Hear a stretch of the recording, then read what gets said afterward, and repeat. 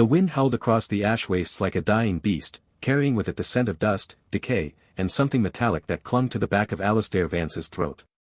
He stood at the edge of what passed for a parade ground, his once impeccable general's uniform now stripped of its rank insignia, the fabric stained with the ochre dust of the journey. Behind him, the garrison shuffled into formation, if it could be called that. Thieves with shifty eyes, madmen muttering to themselves, deserters who wouldn't meet his gaze. 47 souls, the dregs the Empire had deemed expendable enough to send to this desolate outpost.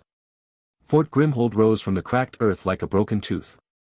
Its walls, constructed of black basalt blocks, had weathered centuries of neglect. Cracks spiderwebbed through the stone, and entire sections had collapsed inward, leaving gaps through which the relentless wind whistled. The watchtowers leaned at precarious angles, their wooden platforms rotted through. Alistair's military mind catalogued the vulnerabilities automatically: insufficient height on the western wall, no proper murder holes, the gatehouse mechanism likely rusted solid. This wasn't a fortress, it was a tomb waiting to be filled. "Welcome to your command, General." The voice belonged to Sergeant Rennick, the only soldier among them who still wore something resembling discipline. A career soldier who'd been caught skimming supplies, now serving out his sentence here. Such as it is. Alistair didn't turn. His eyes scanned the horizon where the ash waste stretched into a hazy infinity. The ground was a patchwork of cracked clay and volcanic glass that glittered under the sickly yellow sun.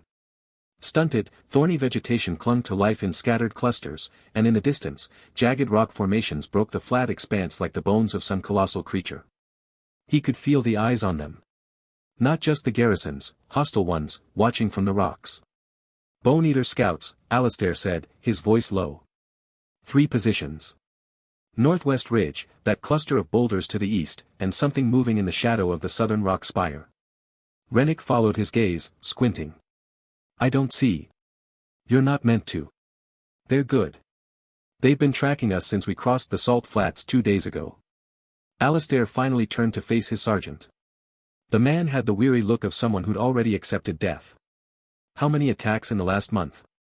4. The previous commander lost half the garrison before the fever took him. "We've been holding what's left together on prayers and desperation." Alistair walked toward the main keep, his boots crunching on the brittle ground. The interior was worse than the exterior. The great hall's ceiling had partially collapsed, letting in shafts of dusty light. Mold climbed the walls where moisture had seeped through cracks. The few remaining cots were stained and threadbare. In one corner, a man with wild eyes rocked back and forth, whispering numbers to himself. In another, 2 thieves were already arguing over a pilfered waterskin. "Gather everyone," Alistair commanded. "The storage room. Now." It took 20 minutes to round them up. They stood in what passed for a storage chamber, mostly empty shelves, a few barrels of questionable water, and crates of moldy hardtack. The air smelled of damp stone and human sweat. Alistair studied their faces. Desperation. Resignation. A few sparks of defiance. One man, lean and sharp-eyed, watched him with calculating interest. Kale, according to the manifest. A thief from the capital's underworld, sentenced for lifting a noble's purse one too many times. "We have until nightfall," Alistair said, his voice cutting through the murmurs. "The bone-eaters won't attack in daylight, they prefer the cover of darkness. But when they come, they'll come in force. That scout party is just the vanguard." A big man with knotted muscles and scars across his face, Goran, the manifest listed him as a soldier who turned on his own unit during a battle, snorted. "And what are we supposed to do? Die politely?" "We're going to survive," Alistair said, and something in his tone made the room go still. "But not with what we have. Not with crumbling walls and rusted weapons." He turned to the far wall where something glimmered in the dim light. He hadn't noticed it before, a section of stone that seemed darker than the rest, almost absorbing the light. As he approached, the air grew colder. The whispers started, not from the men behind him, but from somewhere deeper, a vibration in his bones rather than a sound in his ears. The Eldritch Authority Interface. It had been with him since the trial, a presence in his mind that had grown louder with each mile into the wastes. Now, it manifested. The dark stone swirled like oil on water. Symbols etched themselves into its surface, glyphs that hurt to look at, geometries that defied natural law. A screen of shimmering energy appeared before him, visible only to his eyes. Text scrolled in a language that was both alien and intimately understood. Eldritch Authority Interface, online. Protocols available, 1. Sanity Point Reserve, 100. Alistair's breath caught. He'd felt its presence, but this was real. Forbidden knowledge whispered at the edge of consciousness. Military protocols twisted into something monstrous. One protocol glowed with faint purple light, shadow weave. The description unfolded in his mind, *mutate subject for covert infiltration. Grants shadow melding, enhanced perception, silent movement. Cost, 15 sanity points from subject, *. He turned back to the garrison. Their eyes were wide, some with fear, others with something like recognition. They could feel it too, the unnatural presence in the room. Kale, Alistair said. The thief stepped forward, his movements cautious. General. You see the northwestern ridge? The scout position there? Kale nodded. Barely. Good cover. I need you to get closer. Close enough to count them, to hear their plans, to know when they'll attack. A bitter laugh escaped Goran. He'll be dead before he reaches the rocks. Not as he is, Alistair said. His hand hovered over the interface's display. The shadow weave protocol pulsed. This will change you. It will give you the skills to move unseen, to become part of the shadows themselves. What's the catch? Kale's voice was steady, but his eyes betrayed a flicker of fear. There's always a cost, Alistair said, and he didn't look away. It will take something from you. Your mind won't be entirely your own afterward. For a long moment, Kale studied him. Then he glanced at the crumbling walls, at the desperate faces around him, at the vast emptiness beyond the fort where death waited. Better a changed mind than a slit throat, he said softly. Do it. Alistair selected the protocol. The interface responded instantly. Shadow Weave Protocol, initiated. Subject, Kale. Sanity cost, 15 points. Commence, ****. He pressed the confirmation. The air in the room thickened. The dark stone on the wall pulsed with violet light that cast long, twisting shadows. Kale gasped as tendrils of darkness detached from the walls and flowed toward him. They didn't touch his skin so much as seep into it, through pores and breath. His body convulsed, muscles tightening, spine arching. His eyes rolled back, showing whites veined with black. Alistair watched, his own heart pounding. This was forbidden. This was the kind of magic that had purged entire cities from Imperial records. But survival demanded it. Kale's form blurred at the edges. His shadow, cast by the interface's light, stretched and twisted independently of his movements. His skin took on an ashen pallor, and his fingers elongated slightly, nails darkening to obsidian. When his eyes opened again, they were entirely black, no iris, no white, just pools of darkness that seemed to drink the light around them. Protocol complete. Subject mutation, shadow-stalking scout. Remaining sanity points, 85, ****. The interface displayed the information coldly. Alistair noted the number. A resource to be managed, like rations or ammunition. Can you move? Alistair asked. Kale looked at his hands, turning them over as if seeing them for the first time. When he moved, it was with unnatural silence, his footsteps made no sound, not even on the gritty stone floor. I can feel the shadows, he whispered, and his voice had a faint echo, as if spoken from a distance. They're like water. I can swim through them. Go to the ridge. Count them. Listen. Return before dusk. Kale nodded. He walked to the chamber's entrance, and as he passed into the hallway where shadows gathered in the corners, his form seemed to dissolve into them.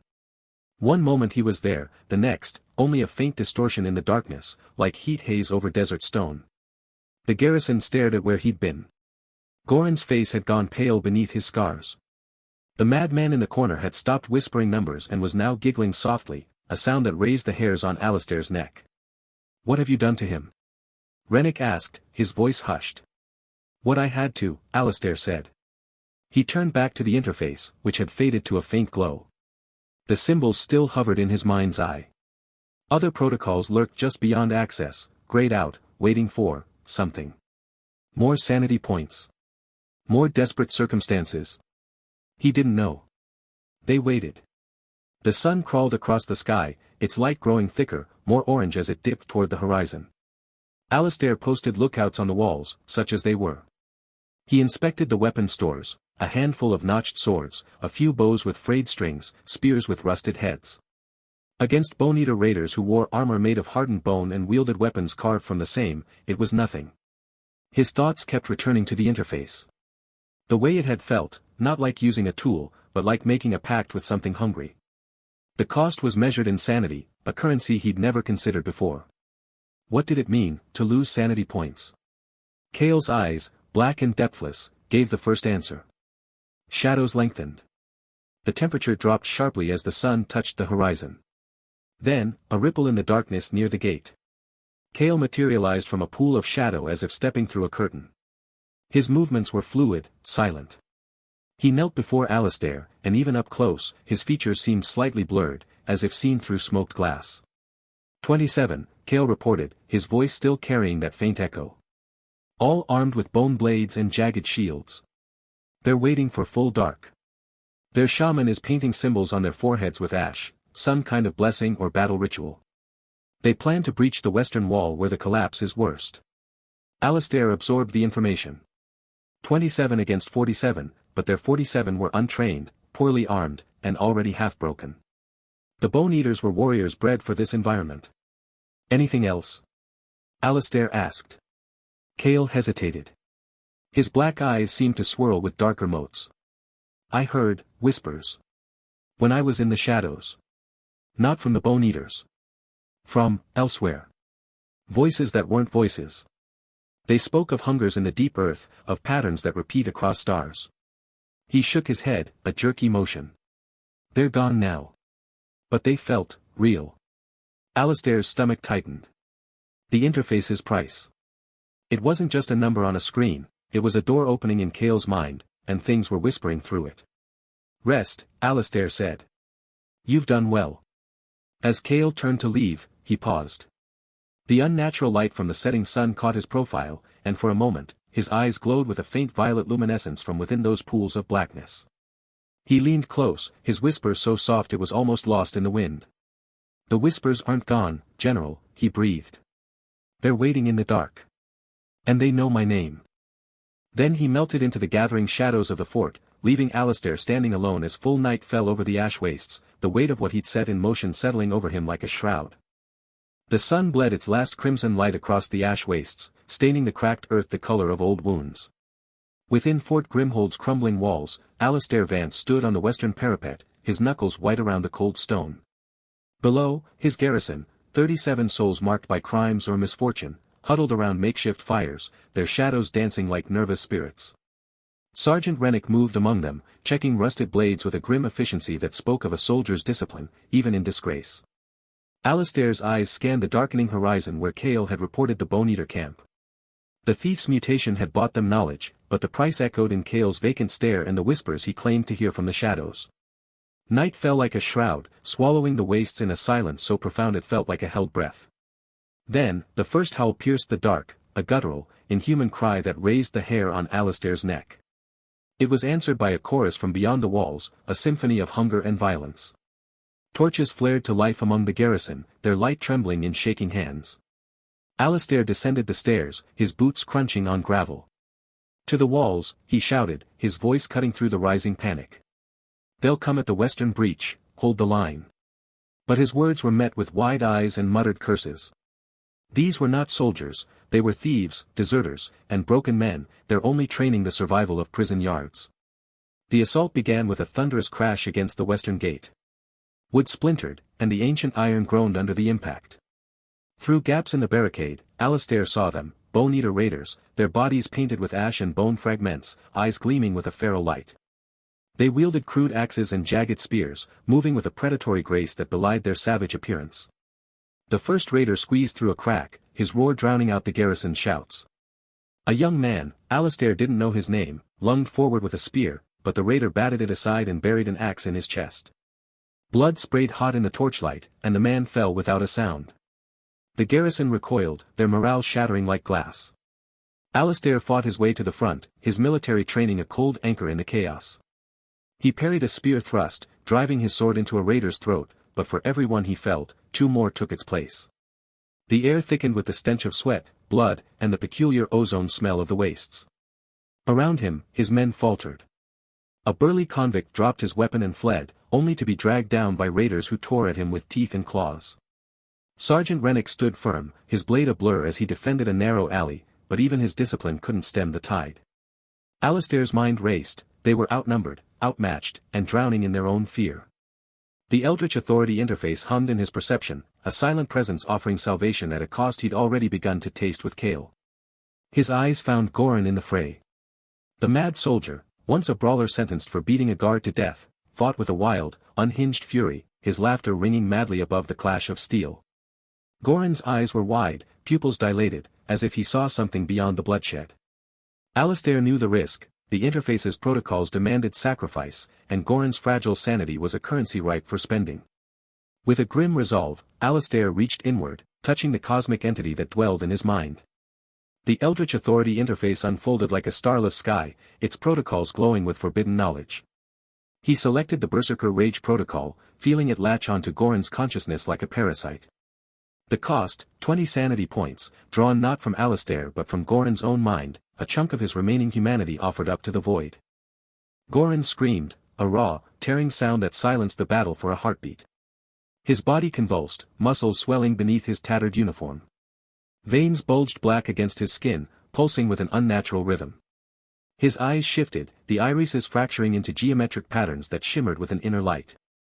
To Goran, the world transformed. The raiders no longer appeared as men but as walking constellations of weakness, their movements traced in glowing fractal lines that screamed of vulnerabilities. He moved, not with human grace but with a predator's certainty, his strength magnified to superhuman levels. A raider swung an axe at him, Goran caught it mid-air, snapping the haft like kindling before driving his fist through the warrior's chest. Bone and viscera exploded outward, painting the stones crimson. The tide turned. Goran became a whirlwind of destruction, his enhanced perception allowing him to anticipate every blow, his augmented strength turning each strike into a killing blow. He tore through the raiders, his laughter now a chilling echo of the cosmic whispers Kale had described. Alistair watched, his tactical mind assessing the change. The garrison, emboldened by Goran's rampage, rallied. Sergeant Rennick led a countercharge, driving the remaining raiders back toward the breach. But Alistair's focus remained on Goran. As the berserker fought, his body began to warp, small, tumorous growths erupted along his arms and neck, pulsing with the same dark energy that fueled his rage. They were minor, barely noticeable amid the carnage, but they marked a physical corruption that mirrored the mental cost. When the last raider fell, silence returned, broken only by the ragged breathing of the survivors and the crackle of dying torches. 23 bone-eaters lay dead, the garrison had lost 8, with a dozen more wounded. The western gate hung in splinters, a gaping maw to the wastes beyond. Alistair walked among the fallen, his boots slick with blood. He found Goran standing amidst a pile of corpses, the berserker's chest heaving, his fractal-patterned eyes fixed on the night sky. The minor growths on his skin glistened wetly in the firelight, like strange fungi sprouting from flesh. Goran didn't look at the dead or the living. He stared upward, his head tilted at an unnatural angle. The patterns, he mumbled, his voice a dry rasp. They're moving, shifting in the dark. Can't you see them? He pointed a trembling finger at the stars, which hung cold and distant above the ash wastes. They're watching. Always watching. Around him, soldiers who had moments before cheered his victory now edged away, their faces pale. One man, a lanky deserter named Jorin, clutched his ears, his eyes darting nervously. I hear something, Jorin whispered, his voice trembling. Like, whispers. Faint, but they're there. Others nodded, their expressions shifting from relief to unease. The whispers weren't loud, not yet, just a susurrus at the edge of hearing, like whine through dead trees or the scuttle of insects in shadow. But they were real, and they carried a madness that seeped into the mind. Alistair approached Goran slowly, his hand resting on his sword hilt. Goran. Report. The berserker turned, his fractured eyes meeting Alistair's. For a moment, there was no recognition, only a blank, cosmic awe. Then Goran blinked, and a sliver of the mad soldier returned. They're gone, General. The weak points, they faded. He touched a growth on his neck, his fingers probing it with a detached curiosity. It itches. Alistair's jaw tightened. The victory was theirs, but the cost had been exacted in sanity and flesh. He looked at his garrison, the survivors huddled together, their eyes haunted by more than just battle. The Eldritch Authority Interface had saved them, but its hunger was insatiable, and its whispers were already spreading like a contagion. In the distance, beyond the broken gate, the ash waste stretched into darkness, holding secrets and threats yet unknown. The first blood had been spilled, and with it, the first seeds of madness took root. The dawn over Fort Grimhold was a sickly grey, the sun struggling to pierce the ash-choked sky. Alistair Vance stood on the battlements, his hands gripping the cold, crumbling stone as he surveyed the aftermath of the night's battle. Below, the courtyard was a tableau of exhaustion and dread. 8 bodies lay shrouded in tattered cloth, their forms stark against the dusty ground, while 12 wounded soldiers groaned in makeshift cots. The air smelled of blood, sweat, and the faint, acrid tang of cosmic residue that seemed to cling to everything since the interface's activation. Sergeant Rennick approached, his face etched with the grim discipline of a man serving a sentence for supply theft. "General, we've cleared the dead. The wounded are stable, but morale is fragile." Alistair nodded, his eyes scanning the garrison. The soldiers moved with a hesitant shuffle, their gazes darting to shadows or flinching at whispers only they could hear. Kale, the thief-turned shadow-stalker, leaned against a wall, his form flickering unnaturally as he muttered to the darkness. Goran sat apart, his body warped with minor, pulsating growths, his eyes fixed on the sky as he mumbled about patterns that danced beyond human sight. Jorin, the lanky deserter, twitched at intervals, his ears cocked as if listening to a maddening chorus only faintly audible. Alistair's mind churned with tactical calculations. They had repelled a raiding party, but the Bone Eaters would return in greater numbers. His garrison of criminals and outcasts was depleted, untrained, and now haunted by the Eldritch Authority Interface's whispers. He needed order, specialization, a true army. The interface hummed in his perception, a living presence offering forbidden protocols at the cost of sanity points. He could feel its weight, a cosmic pressure that promised power and madness in equal measure. Descending to the courtyard, Alistair gathered the survivors. 43 soldiers remained, their faces a mix of fear, resentment, and a flicker of hope. "We survived the night," he began, his voice cutting through the uneasy silence. "But survival is not enough. The ash wastes will consume us if we remain as we are. Today, we build the Iron Will Company, not just a garrison, but a legion forged in fire and shadow." He outlined a training regimen, assigning roles based on their scant skills, scouts, infantry, support. But his real plan lay with the interface.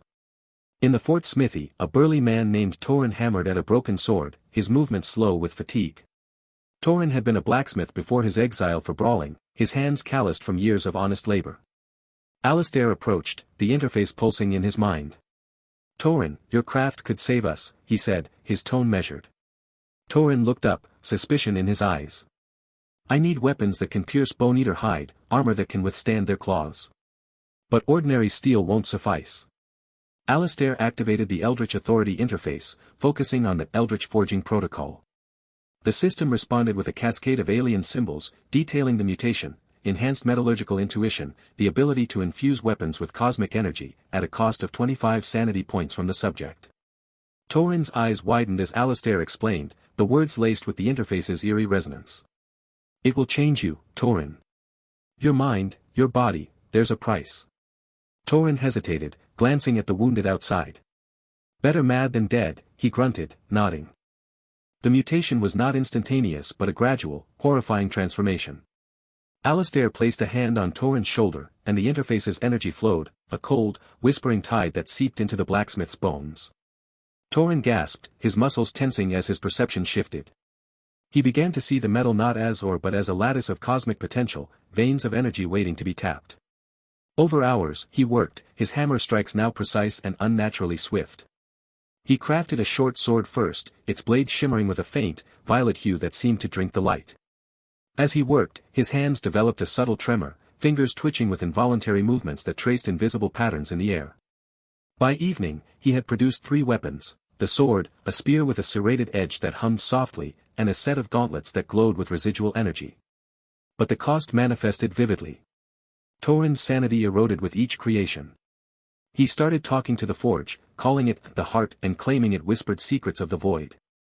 His hands, once steady, now jerked and spasmed, the twitches growing more pronounced as he described feeling threads of cosmic force that he could weave into the metal. The other soldiers watched with a mix of awe and terror, the whispers in their minds growing louder, as if Torin's mutation had amplified the interface's presence. Alistair tested the weapons in a training yard. The sword cut through a practice dummy with ease, leaving behind a residue that sizzled like acid. The spear pierced stone, and the gauntlets allowed a soldier to shatter a boulder with a punch. Yet, as the soldiers handled the gear, some reported fleeting visions, glimpses of swirling galaxies or distant, non-Euclidean shapes. The enhanced gear bolstered their confidence, but the madness spread, a subtle infection gnawing at their cohesion. As dusk settled, painting the sky in hues of orange and ash, Cale approached from the shadows, his form barely solid. "General, I scouted the perimeter. The Bone Eaters are not done." His voice was a whisper, edged with the cosmic static that now plagued him.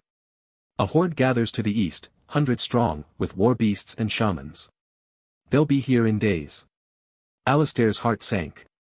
The Ironwool Company was taking shape, but it was a fragile, monstrous thing, teetering on the brink of sanity. He knew he had to expand his army quickly, to mutate more soldiers, to risk deeper madness. The interface beckoned, its promises a siren call in the gathering dark. The morning sun bled crimson through the ash waste's perpetual dust haze, casting Fort Grimhold's crumbling walls in shades of dried blood. Alistair Vance stood on the western parapet, his hands gripping the cold stone until his knuckles turned white. Below him, the Ironwool Company moved through their drills with a stiffness that had nothing to do with discipline. Their movements were too precise, too synchronized, as if they were puppets dancing to a tune only they could hear. Cale moved through the shadows of the courtyard without disturbing the dust, his form flickering at the edges like smoke. Goran stood apart from the others, his massive frame hunched as he stared at his own hands, which occasionally twitched with unnatural growths. Torin worked at his makeshift forge, the cosmic-infused weapons glowing with an eerie light that made the air hum, but his hands trembled so violently he had to pause every few minutes to steady them. The whispers are getting louder, Alistair thought, watching Jorin flinch at nothing, his eyes darting to empty spaces between buildings. The lanky deserter had been hearing them since the second battle, but now others were beginning to murmur about faint voices in the wind, patterns in the dust. Sergeant Rennick approached, his face a mask of professional calm that didn't reach his eyes. "General. The scouts report movement in the eastern canyons. The horde Cale spotted is gathering strength. If we don't reinforce our numbers." He didn't finish the sentence. He didn't need to. Alistair had counted their remaining soldiers this morning, 23 able-bodied, 8 wounded who might never fight again, and every one of them showing some sign of the interface's touch. The Bone Eaters would come with hundreds, maybe thousands. The arithmetic was simple and brutal. "We need more soldiers," Alistair said, his voice flat. "There are outcast settlements in the Salt Flats to the north. Survivors who fled the Empire's justice or the tribe's raids." Rennick's jaw tightened. "Sir, with respect, the men are already questioning what we're becoming. Bringing in fresh recruits only to..." He gestured vaguely toward Goran, who was now tracing patterns in the dirt with a finger that had grown an extra joint. "To mutate them," Alistair finished. "I know. But would you rather die clean or live monstrous?" He didn't wait for an answer. By noon, he had assembled a small party, Cale to scout ahead, Goran for brute strength despite his instability, and 6 of the least affected soldiers including Rennick. They left Fort Grimhold under Torin's watch, the blacksmith's twitching hands clutching a newly forged blade that shimmered with captured starlight. The salt flat stretched northward like a bleached bone under the sky. Here, the ash wastes gave way to cracked earth crusted with white minerals that glittered painfully in the sun. The air tasted of alkali and despair. For 3 hours they marched, Cale's shadow form flitting ahead to check for ambushes, until they found the first signs of life, footprints in the salt, recent and hurried. "Refugees," Rennick murmured, kneeling to examine the tracks. "Running from something." Cale materialized from a patch of shadow, his form solidifying with a sound like rustling silk. "There's a camp ahead. Maybe 30 people. They've fortified a rock outcropping, but poorly. And they're being watched." Alistair followed Cale's gaze to a ridgeline half a mile distant. Even with his unaided eyes, he could make out the distinctive silhouettes of Bone Eater scouts, their elongated limbs, the trophies hanging from their belts. "How many?" 5 scouts. But there's a larger war party moving through the canyons behind them. They'll reach the camp by nightfall. Goran made a low growling sound deep in his throat. "Patterns, the scouts move in fractal sequences. I can see the gaps in their watch rotation." His eyes had taken on a glassy sheen, and he was staring at the ridge with an intensity that suggested he was seeing more than human vision should allow. Alistair pushed down the cold knot in his stomach. Goran's mutation was advancing faster than he'd anticipated. We move quickly. Offer them protection in exchange for service. The outcast camp was exactly as Kale had described, a desperate huddle of humanity clinging to the lee side of a weathered stone formation. Makeshift shelters of hide and salvaged wood offered meager protection from the elements. The people who emerged to meet them were gaunt, their eyes hollow with the kind of exhaustion that comes from constant flight. Their leader was a woman named Alara, her face scarred by what looked like acid burns, one eye milky with blindness. She held a notched sword with practiced ease. Imperial soldiers, she spat the word like a curse. Come to drag us back to chains. We're exiles, Alistair said, keeping his hands visible. Like you. And we're offering a chance to fight back against the things hunting you. He gestured toward the ridge where the Bone-Eater scouts watched. Alara's good eye narrowed. We've seen what your kind does. The whispers on the wind. The changed men. She was looking past him at Goran, whose shoulders had developed bony protrusions that stretched his uniform taut. One of Alara's people, a young man with fever-bright eyes, stepped forward. They say you make monsters to fight monsters. We survive, Alistair said simply. The Bone-Eaters will be here by nightfall. You can die here, or you can come with us and have a chance. It was the woman with the blind eye who made the decision. Not Alara, but another who stood at the back of the group, taller, with hair the color of rust and hands that were too steady for someone living on the edge of starvation. She stepped forward, and the others parted for her with a respect that went beyond fear. My name is Lyra, she said. Her voice was low, with a rasp that suggested damaged vocal cords. I was a cartographer for the 3rd Legion before they branded me a deserter. I know these wastes better than any living soul. And I know what's coming. She pointed east, toward the canyons. The Bone-Eaters aren't just raiding. They're herding survivors toward something. There's a warlord rising in the deep wastes, gathering tribes under a single banner. What you faced at Fort Grimhold was just the vanguard. Alistair felt the truth of her words like a physical blow. The attacks, the scouts, the gathering horde, it wasn't random violence. It was strategy. How many will follow us? Lyra looked at her people. Some will stay. The old, the children. But 15 of us can fight. We're tired of running. It was then that the dissent surfaced. Rennick moved to Alistair's side, his voice pitched low but urgent. General, we can't. Look at Goran, he's barely holding on to his mind. Kale jumps at his own shadow. If we expose more people to the interface. We'll all die if we don't, Alistair cut him off. You think the Bone-Eaters will show mercy because we fought clean? One of the new recruits, a wiry man with knife scars on his arms, spoke up. We heard stories. Men who fight for you start seeing things that aren't there. Hearing voices. Is it true? Alistair met his gaze. Yes. The admission hung in the salty air. Lyra studied him, her one good eye missing nothing. What do you get in return? Power, Alistair said. The ability to see your enemies before they see you. To strike with strength beyond human limits. To craft weapons that bite deeper than steel. And the cost? Your sanity. Piece by piece. For a long moment, no one spoke. The wind whistled through the salt formations, carrying with it the distant cry of a carrion bird. Then Lyra nodded once. Better mad than dead. But prove it. Show me this power isn't just another kind of death. Alistair knew what she was asking.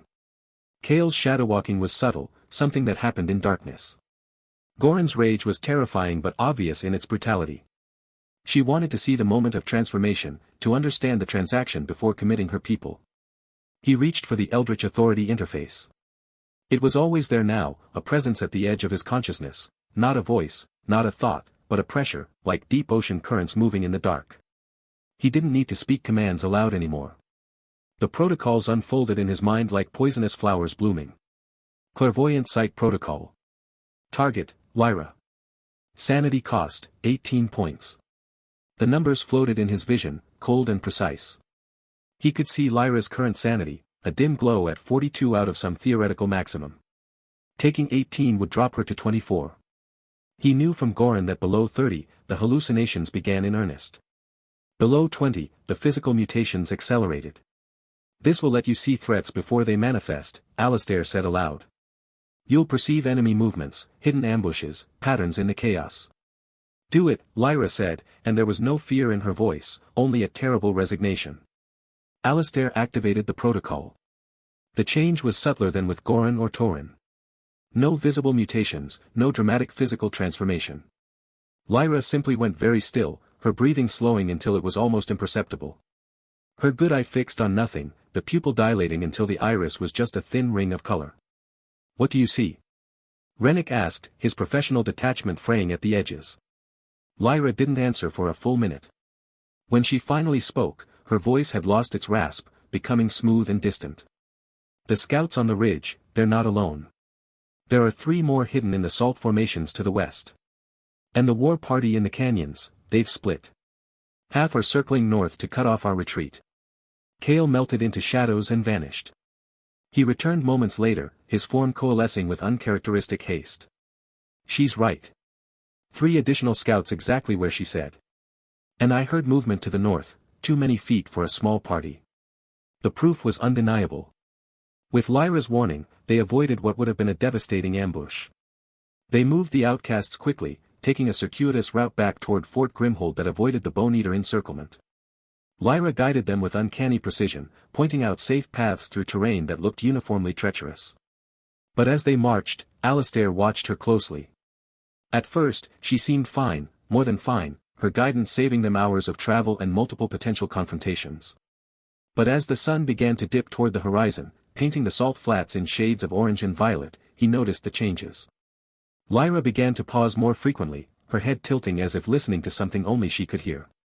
Her steps became hesitant, not from uncertainty about the path, but as if she were trying to avoid things on the ground that weren't there. Once, she flinched violently when a lizard skittered across their path, her hand going to a knife that wasn't at her belt. What is it? Alistair asked when they stopped to rest at a rare water seep. Lyra's good eye was bloodshot, the vessels standing out like cracks in porcelain. The visions, they don't stop when I close my eyes. I see the Bone Eaters moving, yes. But I also see other things. Shapes in the rocks that shouldn't be there. Patterns in the water that twist when I look away. She drank from the seep, her hands trembling slightly. And the dreams have already started. Last night, before you came, I dreamed normal dreams. The kind you forget by morning. Now. She trailed off, staring at the water as if it held secrets. Now what? Rennick asked, his voice gentler than Alistair had ever heard it. Now I dream of landscapes that hurt to look at. Angles that don't connect properly. Colors that don't have names. Lyra looked up at Alistair, and for the first time, he saw fear in her expression. There are eyes in those dreams. Watching from places that shouldn't exist. They reached Fort Grimhold as full dark fell. Torin had the gates open, his forge glowing like a captured star in the courtyard. The new recruits stared at the mutated soldiers with a mixture of awe and horror. Goran's growths had spread overnight, now they traced his spine like a bony ridge. Kale's shadow form flickered even in torchlight, never quite solid. Jorin was muttering to himself, his eyes tracking invisible things in the air. Alistair was giving orders for integrating the new soldiers when the scream cut through the night. It came from the barracks where they'd put Lyra. A raw, tearing sound that spoke of absolute terror. Alistair was moving before it finished, Rennick at his heels. They found her on the floor of the small room, curled into a fetal position. Her eyes were wide open, staring at the ceiling but seeing something else entirely. Her fingers were clawing at her own face, leaving bloody tracks on her cheeks. They're everywhere, she shrieked, the words mangled by panic. The eyes in the void. They're not just watching, they're hungry. They want to taste our madness. Alistair knelt beside her, grabbing her wrists to stop her from hurting herself. Her strength was surprising, the protocol had enhanced her physically as well, though he hadn't anticipated that effect. Lyra. Look at me. You're at Fort Grimhold. You're safe. No one's safe, she screamed, her body convulsing. The interface isn't a tool, it's a mouth. And we're the food. Her good eye fixed on him, and in its depths, Alistair saw a reflection of something that made his blood run cold, not his own face, but a shifting pattern of light and shadow that seemed to stare back with alien intelligence. Then she went limp, unconscious or retreated into some inner sanctuary. Alistair lowered her gently to the pallet, her breathing ragged but steady.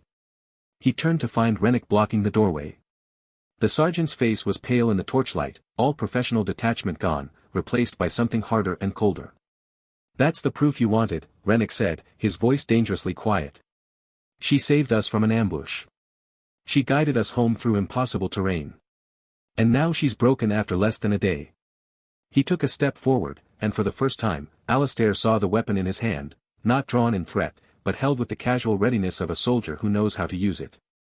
"How many more, General? How many minds do we sacrifice before you admit this isn't an army we're building?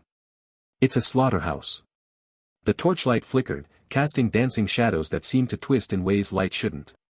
From outside, Alistair could hear the faint, maddening whispers beginning, Jorin's voice, joined now by others, a chorus of the damned. And beneath it all, the steady, hungry presence of the Eldritch Authority Interface, waiting for his next command. The eastern horizon bled rust-red as the sun rose over the ash wastes, revealing what Cale had reported from his shadow-stalking patrols. A dark tide crawled toward Fort Grimhold, not the scattered raiders of before, but a proper horde. Alistair Vance stood on the fort's crumbling parapet, his hands gripping the cold stone until his knuckles whitened. Below, the Iron Will Company moved with an eerie, synchronized efficiency that made his stomach clench. They were fortifying the walls, stacking rubble and reinforcing gates, but their movements had taken on a strange rhythm.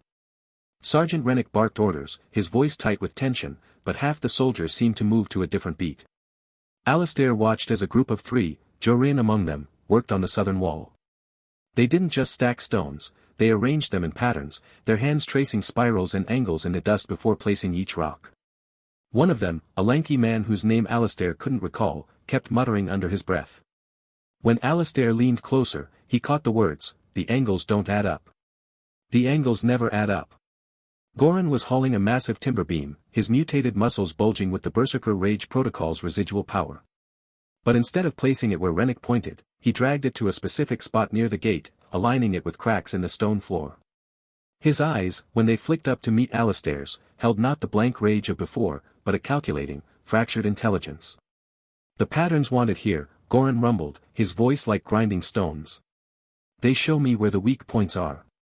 Alistair descended to the courtyard, his boots crunching on ash and gravel.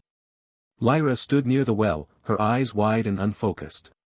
She'd been given the task of monitoring the horde's approach with her clairvoyant sight, but she hadn't spoken in hours. When Alistair approached, she flinched, her hands coming up as if to ward off something only she could see. "They're not just marching," she whispered, her voice raw. "They're folding. The space between here and there is bending. The interface showed me, it's a mouth, and they're being chewed toward us." He left her there, her words settling like ice in his gut. In the forge, Torin worked feverishly, his twitching hands moving with unnatural speed as he hammered out blades that gleamed with a faint, oily sheen, the cosmic energy infusion from the Eldritch forging protocol. But he wasn't just making swords. Scattered around his anvil were twisted metal shapes, spirals, jagged stars, things that looked like frozen screams. "The metal sings to me," Torin said without looking up, his voice distant. "It tells me what shapes hurt the most." By midday, the horde was close enough to see individual figures, pale, gaunt warriors clad in bone armor, their movements jerky and insectal. They moved in a loose formation, but there was a dreadful purpose to their advance. Alistair counted at least 200, maybe more. He gathered the Iron Will Company in the courtyard, 53 souls including the new recruits from the Salt Flats. Ilara stood with her people, her scarred face grim, her one good eye taking in the mutated soldiers with a mix of awe and horror. "They'll hit us from the east and south," Alistair said, his voice cutting through the whispers that had started up among the men, a soft, susurrating chorus that seemed to come from the stones themselves. "Rennick, take 20 to the southern wall. Goran, you're with me on the east. Cale, I want you shadowing their flanks, looking for shamans or leaders." But as he spoke, he felt the Eldritch Authority Interface stirring in his mind, not as a voice, but as a pressure, a presence that unfolded behind his eyes like a flower made of angles. It showed him not just the enemy, but the threads of reality around them, how the air above the horde shimmered with wrongness, how the ground beneath their feet seemed to warp. And it offered him a protocol. Reality warping barrage. The cost, 30 sanity points, split among 5 soldiers. The effect, coordinated attacks that twisted perception, making arrows curve in impossible ways, making sword strikes land from directions that shouldn't exist. Alistair's throat went dry. 30 points. That could push someone over the edge into permanent madness.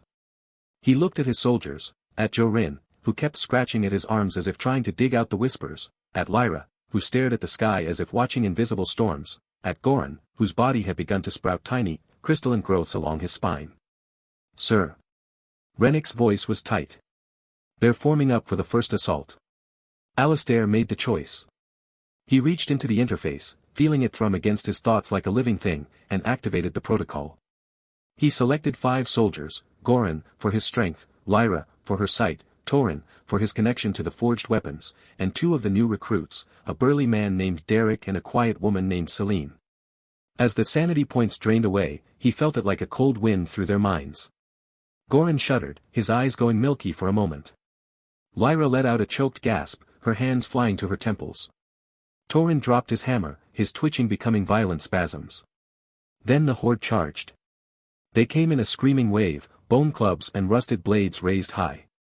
Arrows flew from the fort's walls, but Alistair saw them through the interface's lens. They weren't just arrows anymore. They bent in mid-air, curving around shields to strike throats and eyes. Goran leapt from the parapet, not with a berserker's mindless rage, but with a terrible precision.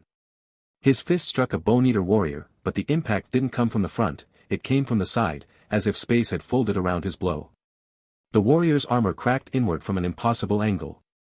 Lyra stood on the wall, her eyes wide and leaking silvery tears. She pointed, and where she pointed, the air rippled. A group of attackers stumbled, their legs suddenly moving in different directions, their coordination shattered by conflicting perceptions of where the ground was.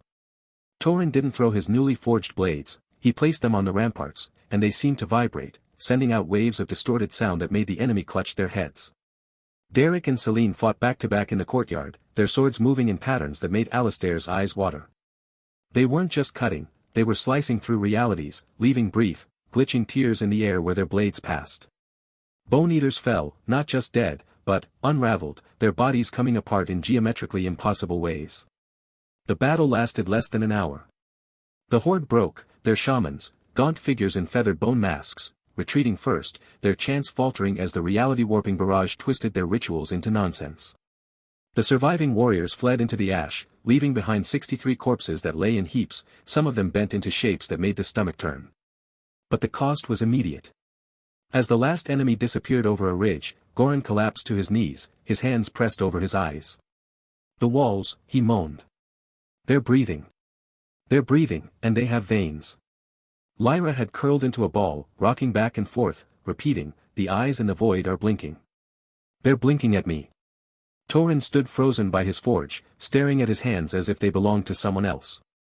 Derek and Celine simply sat in the dust, their expressions blank, their mouths moving silently. Alistair moved among them, his own mind reeling from the interface's feedback. He could feel it, the collective madness, like a fever in the air. Soldiers who hadn't been part of the protocol were affected too. Jorin was tracing spirals in the dirt with a bloody finger, his whispers now a constant stream. Even Rennick looked shaken, his usual discipline fraying at the edges. It was Alara who found the carvings. She'd been helping tend to the wounded in the fort cellar, a dank, low-ceilinged space that served as their makeshift infirmary. As she moved a crate of bandages, the rottenwood gave way, revealing a patch of floor that wasn't dirt or stone, but something older. She called for Alistair, her voice echoing up the narrow stairs. He descended into the cool darkness, a lantern in hand. The cellar was crowded with the wounded, men groaning, others staring blankly at the ceiling. Alara knelt by the broken crate, her one eye wide. "Look," she said, her voice hushed. Alistair crouched beside her. Beneath the shattered wood, the floor was made of smooth, dark stone, and carved into its surface were symbols. Spiral within spiral, angles that defied Euclidean geometry, patterns that mirrored exactly the ones the interface showed him when he accessed its protocols. He ran his fingers over them, and they felt warm, as if holding residual energy. They weren't just similar, they were identical.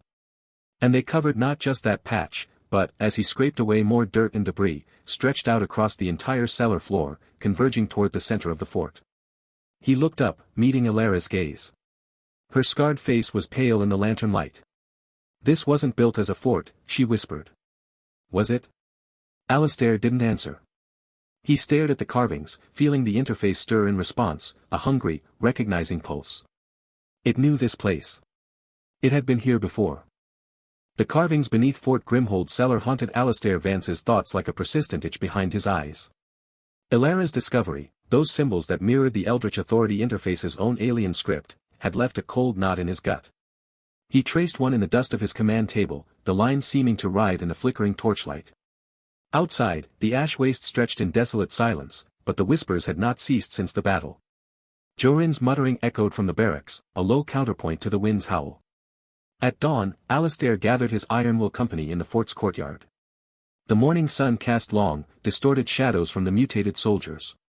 Cale stood apart, his form blending with the shade of the wall, only the faint gleam of his eyes betraying his presence. Gorin paced restlessly, his muscles twitching with residual rage, his hands occasionally clenching as if around an invisible foe. Lyra huddled near Torin, her gaze distant, fingers tracing patterns in the air that only she could see. Torin's own hands spasmed intermittently, the twitches he'd developed from the Eldritch forging protocol making his tools clatter against his belt. Derek and Celine remained in the infirmary, catatonic and unresponsive, their part in the reality-warping barrage protocol having cost them what little sanity they had left. Sergeant Rennick stood at attention, his jaw tight. The confrontation after Lyra's breakdown still hung between them, unspoken but palpable. Ilara waited with her outcasts, her scarred face impassive, the blind eye milky and fixed on nothing. Alistair felt the weight of their stares, some fearful, some resigned, a few burning with a madness-tinged loyalty. The carvings matched the interface, Alistair said, his voice cutting through the uneasy quiet. There are ruins to the north, rumored to hold answers about this place. We're going. No one protested.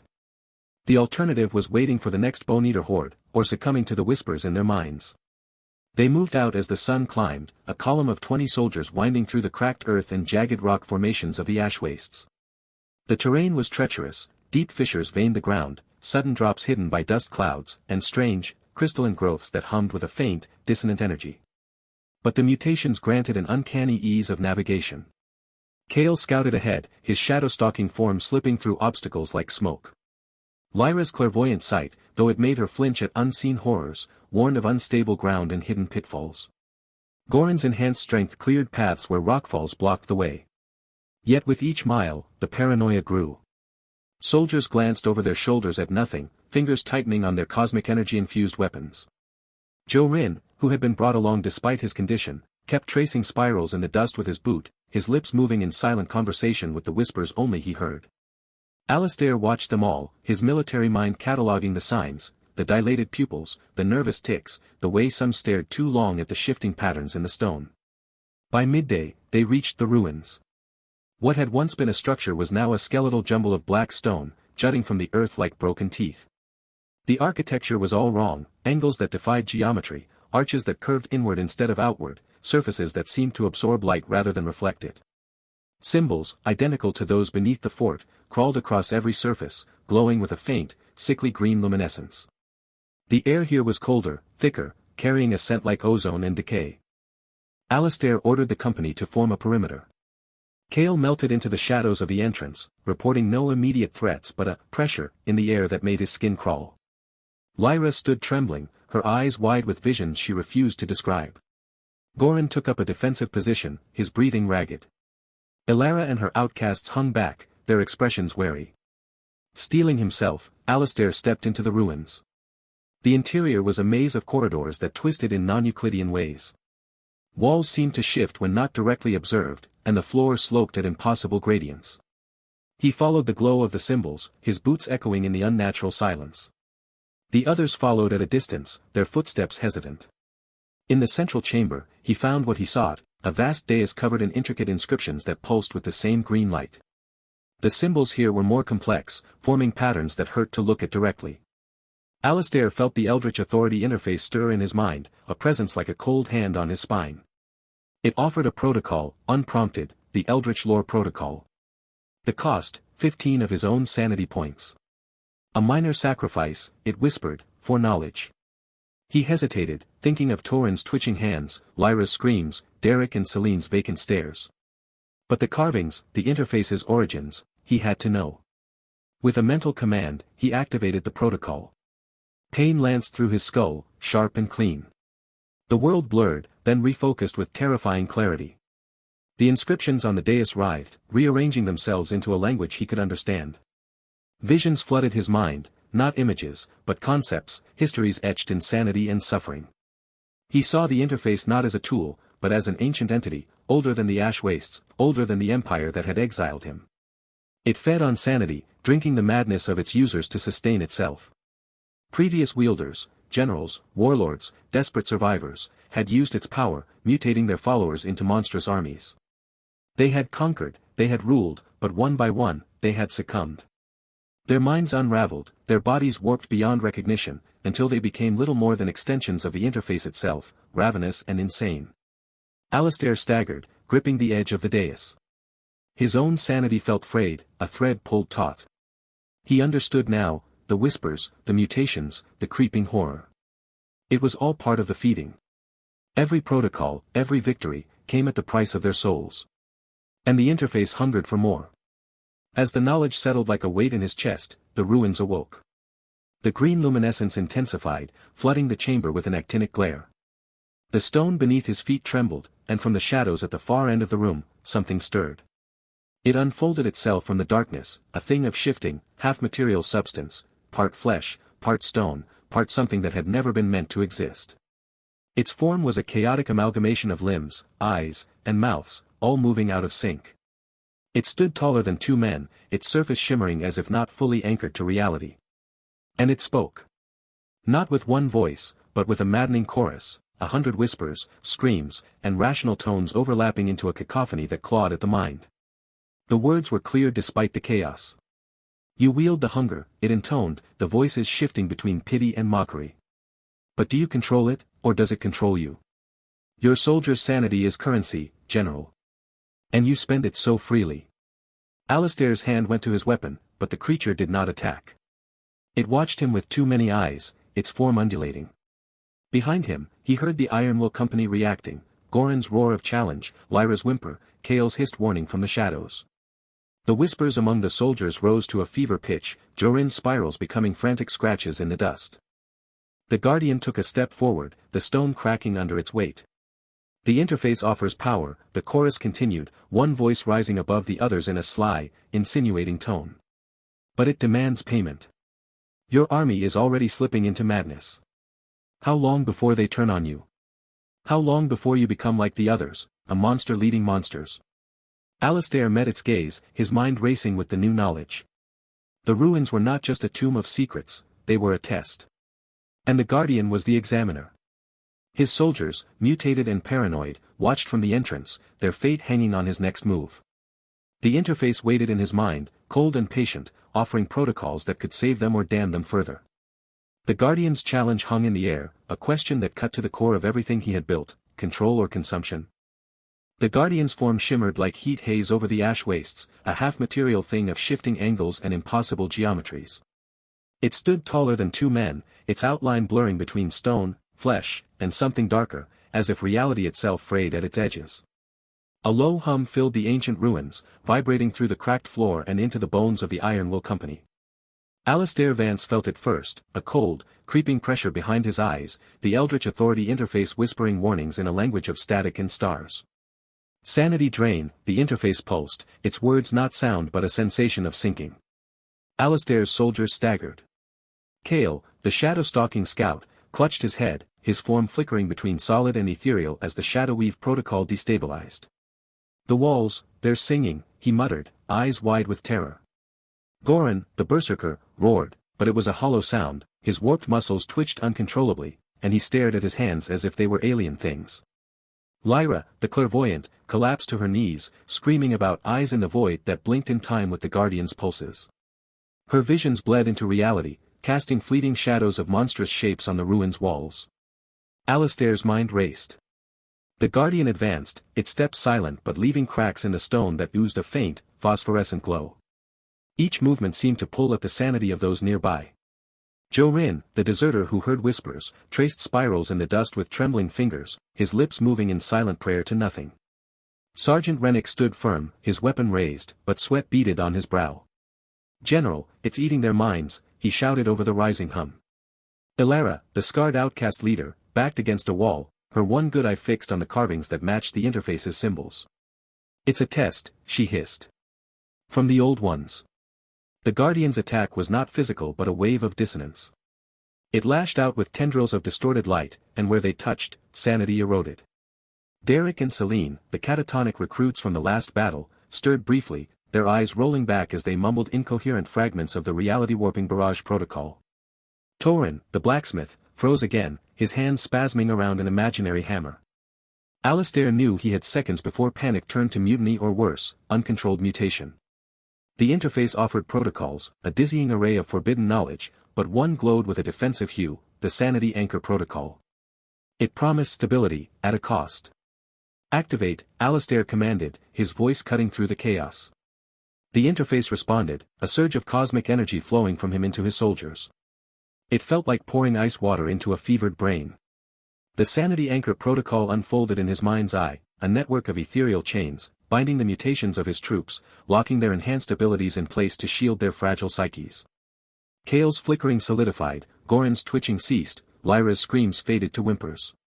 But the cost was immediate, their mutations froze, leaving them vulnerable, mere soldiers again in a fight against an eldritch horror. Alistair felt the strain, a headache blooming behind his temples as the interface deducted sanity points from the collective pool, though it spared the individuals further erosion. "Now, attack!" Alistair barked, seizing the moment of clarity. The Ironwool Company moved with military precision, a stark contrast to their earlier disarray. Rennick led a flanking maneuver, his disciplined strikes drawing the Guardian's attention. Kale, though stripped of his shadow-stalking, used his thief's agility to dart in and out, scoring shallow cuts with a dagger. Goran, bereft of berserker rage, fought with brute force, his warped body still strong enough to land crushing blows. Lyra, her visions muted, pointed out weak points in the Guardian's form, her cartographer's eye spotting patterns in its shifting geometry. Torin rallied, crafting a makeshift barrier from fallen rubble with his blacksmith's instincts. Ilara and the others provided covering fire with scavenged weapons. The Guardian fought back, its form contorting into jagged spikes and whispering maws. It lashed out with psychic bursts, but the Sanity Anchor held, the ethereal chains glowing faintly around each soldier, absorbing the worst of the mental assault. Alistair coordinated the strikes, his tactical mind mapping the creature's movements. It was like battling a storm, unpredictable, draining, but with a rhythm he could exploit. After minutes that felt like hours, a coordinated barrage from Goran and Rennick shattered a crystalline node at the Guardian's core. The creature let out a soundless scream, its form collapsing inward. It did not die quietly. The Guardian shattered into countless fragments, each a shard of iridescent light that hovered in the air, whispering secrets in a chorus of maddening voices. The ruins fell silent, the hum fading to a distant echo. Alistair's soldiers panted, their mutations slowly returning as the Sanity Anchor Protocol dissipated, but the cost was evident, eyes were haunted, movement sluggish. Kale rubbed his temples, muttering about echoes in the dark. Lyra stared blankly, a single tear tracing a path through the dust on her cheek. Goran knelt, his warped hands trembling anew. Alistair approached the largest fragment, drawn by an instinct he couldn't name. As his fingers brushed it, the shard dissolved into his skin, cold as the void. A vision erupted in his mind, not a dream, but a visceral experience. He saw a map, etched in cosmic energy, leading deep into Bone-Eater territory, to a place labeled Nexus in symbols that burned with the same power as the interface. It pulsed with promise and peril, the source of the Eldritch Authority, a wellspring of power that could make his army unstoppable or consume them utterly. The vision ended as abruptly as it began, leaving Alistair gasping, his own sanity feeling frayed at the edges. He looked around at his soldiers, their faces a mix of relief and dread. The ruins felt colder now, the carvings on the walls seeming to watch. Ilara stepped forward, her scarred face grim. "What did it show you, General?" she asked, her voice low. Alistair met her gaze, the weight of the vision heavy in his chest. "A path," he said quietly. "To where this all began." The whispers among the troops grew, not of panic, but of a grim determination. They had survived the Guardian, but the Nexus awaited, and with it, the true heart of the madness they wielded. The vision of the Nexus burned behind Alistair Vance's eyes like a fevered dream, its map etched into his mind with the clarity of a scar. In the cold dawn light of Fort Grimhold's courtyard, he stood before the Ironwool Company, their forms shifting in the pale sun like mirages. Mutations, once subtle, now writhed visibly. Kale's shadow-stalking limbs twitched with a life of their own, Goran's berserker frame hunched under new, bony growths along his spine, and Lyra's eyes, clouded with clairvoyant sight, darted as if tracking horrors only she could see.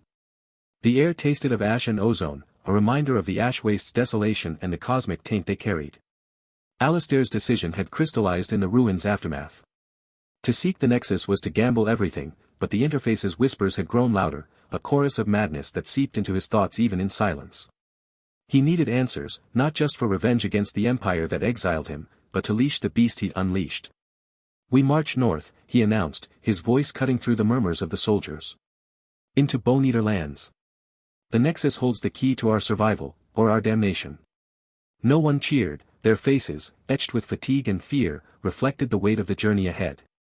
As they trudged into the ash wastes, the landscape unfolded in a tapestry of desolation.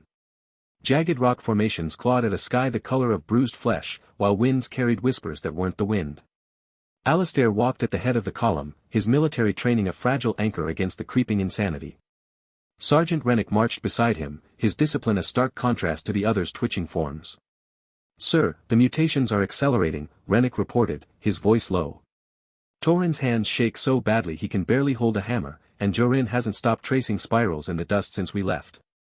Alistair nodded, feeling the interface's presence like a cold weight in his chest.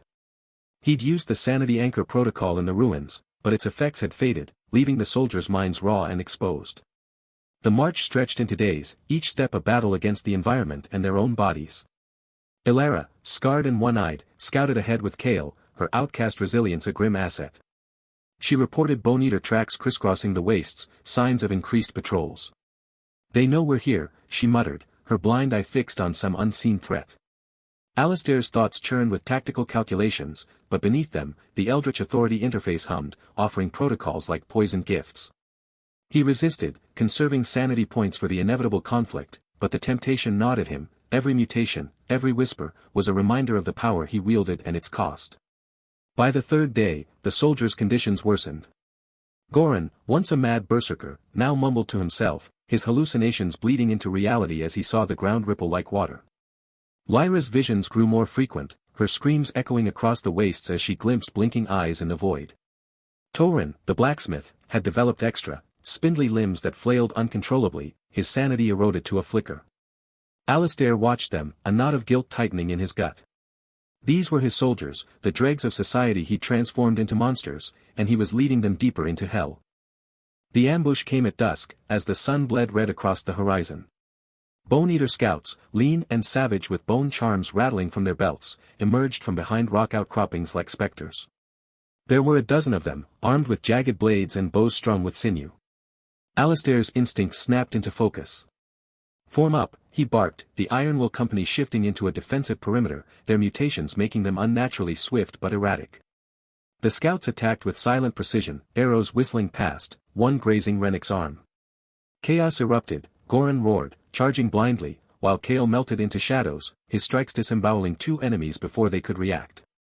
But the Bone-Eaters were cunning, using the terrain to flank. Alistair felt the interface pulse, its options scrolling through his mind: Shadow Weave, Berserker Rage, Reality Warping Barrage. None fit the situation, they needed to break the ambush quickly, before more tribesmen arrived. Then he saw it, the Echoing Dread Protocol, a forbidden technique that mutated a soldier to emit fear-inducing frequencies, paralyzing enemies with primal terror. The cost, 20 sanity points, and the soldier's mind would erode into permanent fear. His eyes scanned the company, landing on Jorin, the lanky deserter who heard whispers from the interface. Jorin stood trembling, his fingers tracing spirals in the air, his sanity already frayed to a thread. "Jorin, to me." Alistair commanded, his voice harsh with necessity. Jorin stumbled forward, his eyes wide with confusion. "The interface offers a way out, but it will cost you," Alistair said, the words tasting like ash. Jorin nodded, a faint, mad smile touching his lips. "I hear them, the whispers say it's time." Alistair activated the Echoing Dread Protocol, feeling a surge of cold energy as 20 sanity points drained from his reserve. Jorin's body convulsed, his skin paling to a sickly gray, and a low, subsonic hum emanated from him, vibrating through the ground. The effect was immediate. The Bone-Eater scouts froze, their weapons clattering to the dust as their faces contorted in sheer terror. They clawed at their ears, screaming soundlessly, before collapsing into twitching heaps. The Ironwool Company watched, some averting their eyes, others fascinated by the horror. Jorin stood at the center, his body rigid, his eyes vacant pools of fear. The humming ceased, and he crumpled to the ground, catatonic, his breath shallow and ragged. Alistair knelt beside him, a cold dread settling in his chest. He'd sacrificed a soldier to save the rest, another tally in the ledger of madness. They pressed on through the night, carrying Jorin on a makeshift stretcher, his catatonic state a silent reproach. The journey grew more grueling, the ash wastes giving way to rocky foothills where the air grew thick with an unnatural chill. Alistair's thoughts drifted to the Nexus, the vision from the Guardian fragment guiding them like a beacon. He wondered what truths lay there, control over the interface, or a deeper descent into cosmic horror. The soldiers marched in silence, their mutations a cacophony of twitches and whispers, the collective madness a tangible weight in the air. As dawn broke on the fifth day, they crested a ridge and looked down into a valley shrouded in a dense, swirling fog that glowed with a faint, sickly green light. The air here felt different, heavy, whispering with voices that weren't there, carrying a scent of ozone and decay. Alistair halted, his breath catching. This was it, the Nexus's location, just as the vision had shown. The valley stretched below, its contours obscured by the fog, but he could feel the interface's power radiating from it, a pulsing heartbeat of eldritch energy. The very atmosphere seemed to vibrate with madness, promising answers and damnation in equal measure. He glanced back at his army, their forms distorted in the eerie light, and knew that whatever lay ahead would test them beyond anything they'd faced before. The valley loomed before them, a jagged maw of stone and shadow that seemed to breathe. Unnatural fog clung to its slopes, whispering with 1,000 faint voices that echoed the maddening chorus from the ruins. Alistair Vance stood at the edge, his breath misting in the cold air that carried the scent of ozone and decay. Behind him, the Ironwool Company shifted uneasily, their mutations twitching in response to the eldritch energy radiating from the fog. Kale's shadow-stalking form flickered at the periphery, while Goran's berserker frame trembled with suppressed rage, his eyes darting at phantoms only he could see. Lyra clutched her head, her clairvoyant sight overwhelmed by visions of swirling geometries that bled into reality. Torin's extra limb spasmed uncontrollably, and the catatonic Jorin lay on a makeshift stretcher, his face frozen in silent terror. Alistair took the first step into the valley, the ground yielding like soft flesh beneath his boot. The fog parted reluctantly, revealing a landscape of impossible physics. Gravity pulled in erratic directions, one moment dragging them toward the ground, the next yanking them sideways toward sheer cliffs.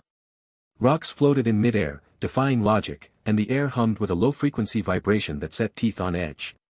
The whispers grew louder, not just auditory but tactile, crawling over skin like insects.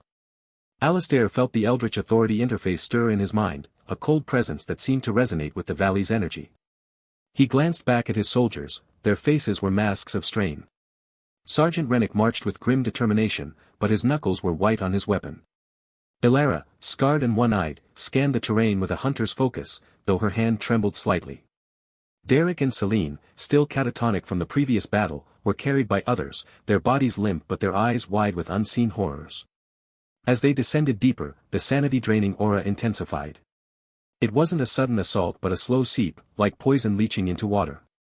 Alistair's own mind felt the pressure, memories of his exile and the interface's revelations warping into grotesque shapes. He saw flashes of the guardian creatures shattering, the map to the Nexus burning behind his eyelids. Around him, the soldiers began to fracture. Goran broke from the line, roaring at a non-existent enemy, his berserker mutations flaring as he swung at empty air. Kale's shadow form dissolved into a writhing mass of darkness, his whispers turning to incoherent babble. Lyra collapsed to her knees, screaming as her visions became tangible, tendrils of light snaking from the fog to wrap around her limbs. Torin's extra limbs lashed out, striking at nearby soldiers, his sanity eroded to a primal instinct. Some, like Rennick and Ilara, resisted, clinging to discipline and survival, but even they staggered under the weight of the madness. Alistair activated the Sanity Anchor Protocol, a desperate measure to stabilize the company. The familiar cold rush spread through his mind, locking mutations and dulling the worst of the hallucinations. For a moment, the chaos subsided. Goran's roars faded to grunts, Kale's form solidified, and Lyra's screams quieted to whimpers. But the protocol was a temporary bandage on a festering wound. Alistair felt the strain in his own psyche, the interface's hunger gnawing at the edges of his consciousness. He pushed forward, the valley's core drawing them inexorably. The fog thickened into a viscous mist that clung to their armor, and the whispers coalesced into a single voice, deep and resonant, speaking in a language that bypassed ears to echo directly in their souls. It promised power, oblivion, transformation. At the heart of the valley, the Nexus revealed itself. It was a pulsating, eye-like entity embedded in a crater of black stone, larger than a fortress, its surface a shifting mosaic of iridescent colors and staring pupils that blinked in unison. The air around it warped, light bending into impossible angles, and the ground vibrated with each throb of its core. Alistair approached, his soldiers forming a ragged perimeter, their mutations straining against the sanity anchor's hold. The entity's gaze fixed on him, and a wave of pure eldritch energy washed over them, carrying images of cosmic patterns, reality unraveling and rewoven by countless hands. Alistair knew this was the source, the wellspring of the interface's power, and perhaps its prison. He stepped into the crater, the stone warm and yielding underfoot. The interface flared in his mind, offering a protocol he had never accessed before, the Willpower Dominion Protocol. It required a sacrifice, not just sanity points, but a piece of his own identity, his memories of who he was before the exile. Alistair hesitated, thoughts of revenge against the Empire warring with the fear of losing himself. But the valley's madness pressed in, and his soldiers' fraying trust hung in the balance. He activated the protocol. Agony lanced through his skull, as if his mind were being torn apart and reassembled. Visions flooded him, the interface's origins as a fragment of a cosmic entity that sought to reshape reality through its users, feeding on their sanity to grow. He saw the Bone-Eater Warlord not just as a tribal leader, but as a key to stabilizing the interface, a rival user whose defeat would consolidate power. The knowledge seared into his consciousness, but the cost was immense. Alistair felt memories slipping away, the face of his mentor, the taste of home, the sound of his own name spoken in kindness. His sanity points plummeted, leaving a hollow ache in their wake. When the protocol ended, he stood trembling before the entity, his mind clearer yet emptier, the Nexus's secrets laid bare. The entity's voice boomed in the silence, not through sound but through thought. Asterisk, you have glimpsed the truth. Embrace it. I offer greater power, protocols to shatter armies, to warp reality itself. In exchange, more of your sanity, more of yourself. Become my vessel, and the frontier will bow to you. Asterisk Alistair's instincts screamed refusal. He had seen what such bargains did, the monstrous warlords of the past, the madness consuming his soldiers. He shook his head, his voice raw. No. I control the power, it does not control me. But the interaction had not gone unnoticed. Behind him, the soldiers watched, their mutations flickering as the sanity anchor's effects waned. Goran's eyes narrowed with suspicion, Kale's shadow form wavered, and Lyra's gaze held a new fear, not of the valley, but of their general. Rennick's disciplined facade cracked, a flicker of doubt crossing his face. Ilara's scarred visage was unreadable, but her hand tightened on her weapon. The trust that had bound them through battles and mutations now wavered, thin as the valley's fog. Alistair turned to face them, the entity's pulsating eye casting long, distorted shadows over the company, the cliffhanger of their fractured loyalty hanging in the charged air. The valley's unnatural fog clung to the Iron Will Company like a second skin as they trudged back into the open ash wastes. Alistair Vance's boots crunched over brittle, grey soil, each step echoing the weight of what they had learned at the Nexus. The air tasted of ozone and decay, a lingering reminder of the pulsating entity that had whispered promises of power and ruin. Behind him, his soldiers moved in a ragged formation, their mutations more pronounced than ever. Goran's warped limbs twitched with involuntary spasms, his eyes darting at phantoms only he could see. Kale's shadow-stalking form flickered erratically, blending into the landscape one moment and standing starkly visible the next, as if the shadows themselves were rebelling. Lyra stumbled, her clairvoyant visions painting horrors across her vision, while Torin's extra limbs flailed with a mind of their own, occasionally striking his own armor with metallic clangs. Alistair's own mind felt hollow, scraped raw by the Willpower Dominion Protocol. Fragments of memories, a childhood in the Empire's capital, the scent of parchment in a war room, the cold steel of a betrayal, drifted like ash in his consciousness. He clutched the Eldritch Authority Interface, a faint hum against his palm, as if it were a living thing feeding on his sanity.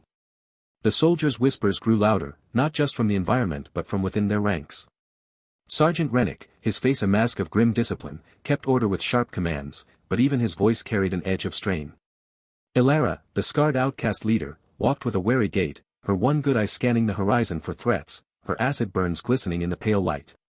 They made camp at dusk in a shallow ravine, the sky a bruised purple streaked with sickly green auroras that whispered of cosmic disturbances. Fires were lit, but their flames danced with unnatural colors, casting long, distorted shadows that seemed to watch the soldiers. Alistair sat apart, studying the map imprinted in his mind by the Nexus vision, a route deep into Bone-Eater territory, marked by jagged symbols that pulsed with eldritch energy.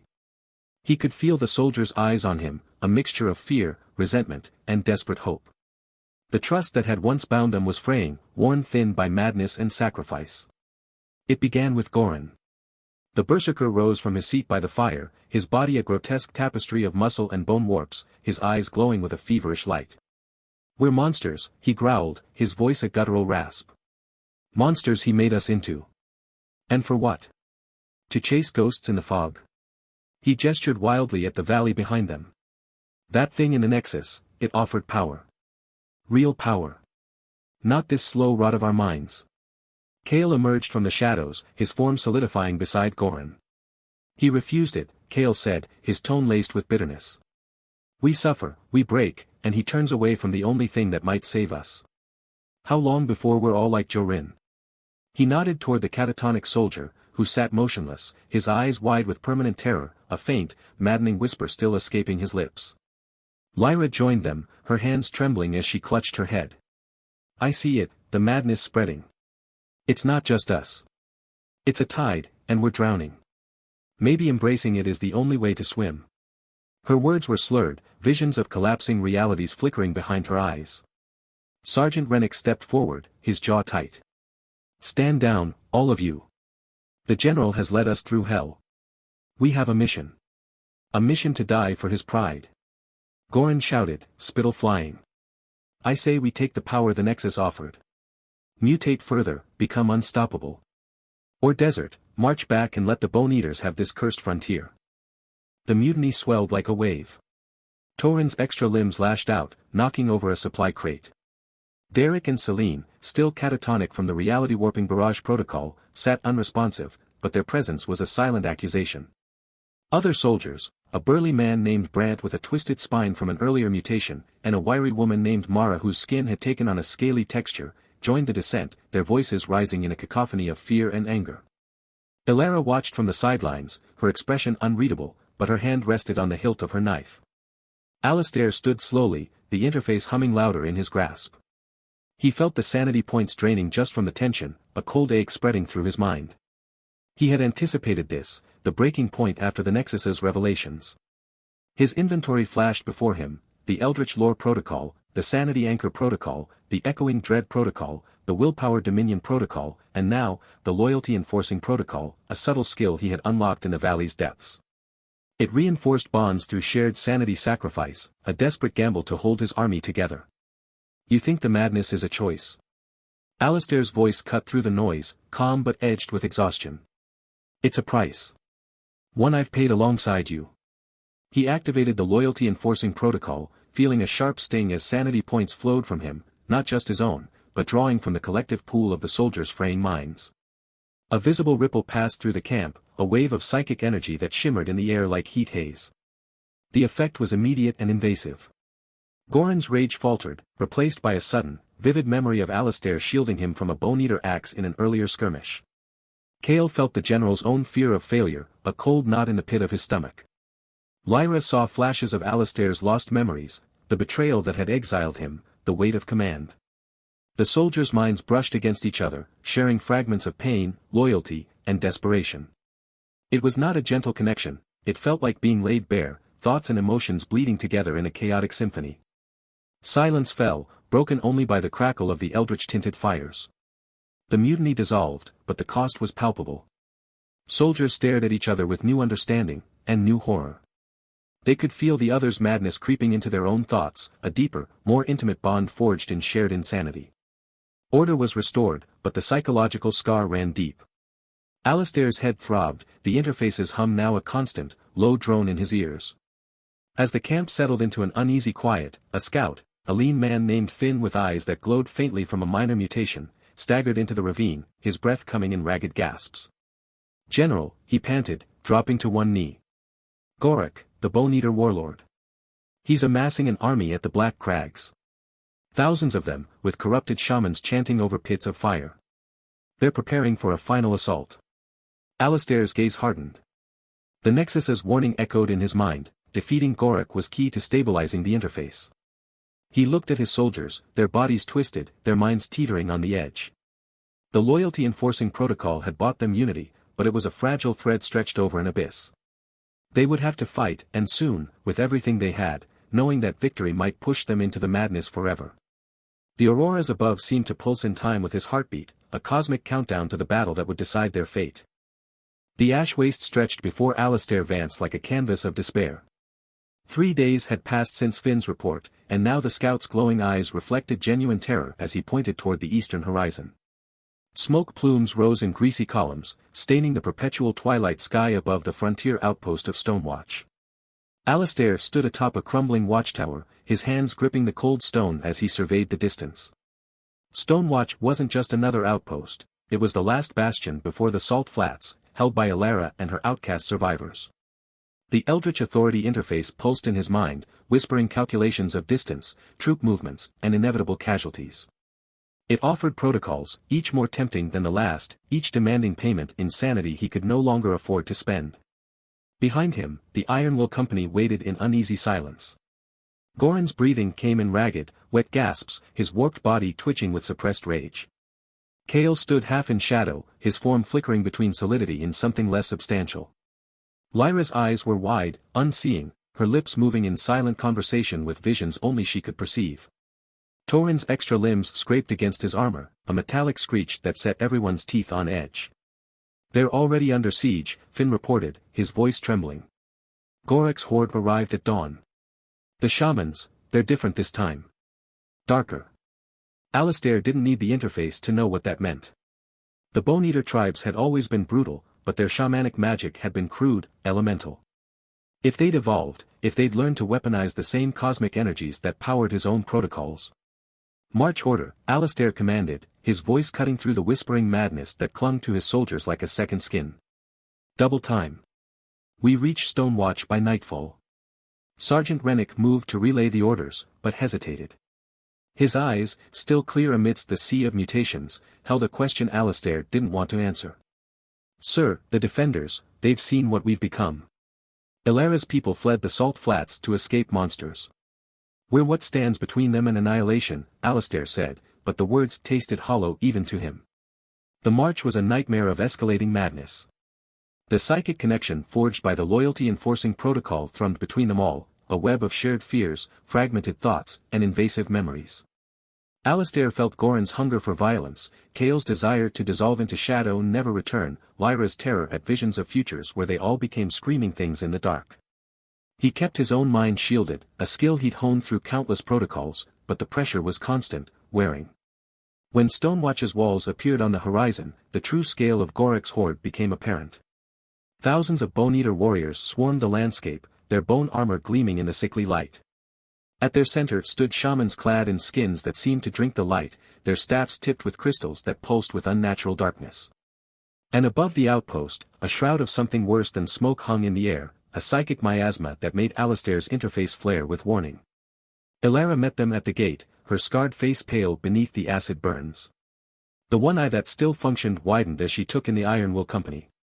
Behind her, her outcasts, men and women who'd survived the Salt Flats horrors, recoiled. Children hid behind their parents, whimpering. "What have you brought to my walls, Vance?" Ilara's voice was steel, but her hand trembled on her sword hilt. "Reinforcements," Alistair said, stepping forward.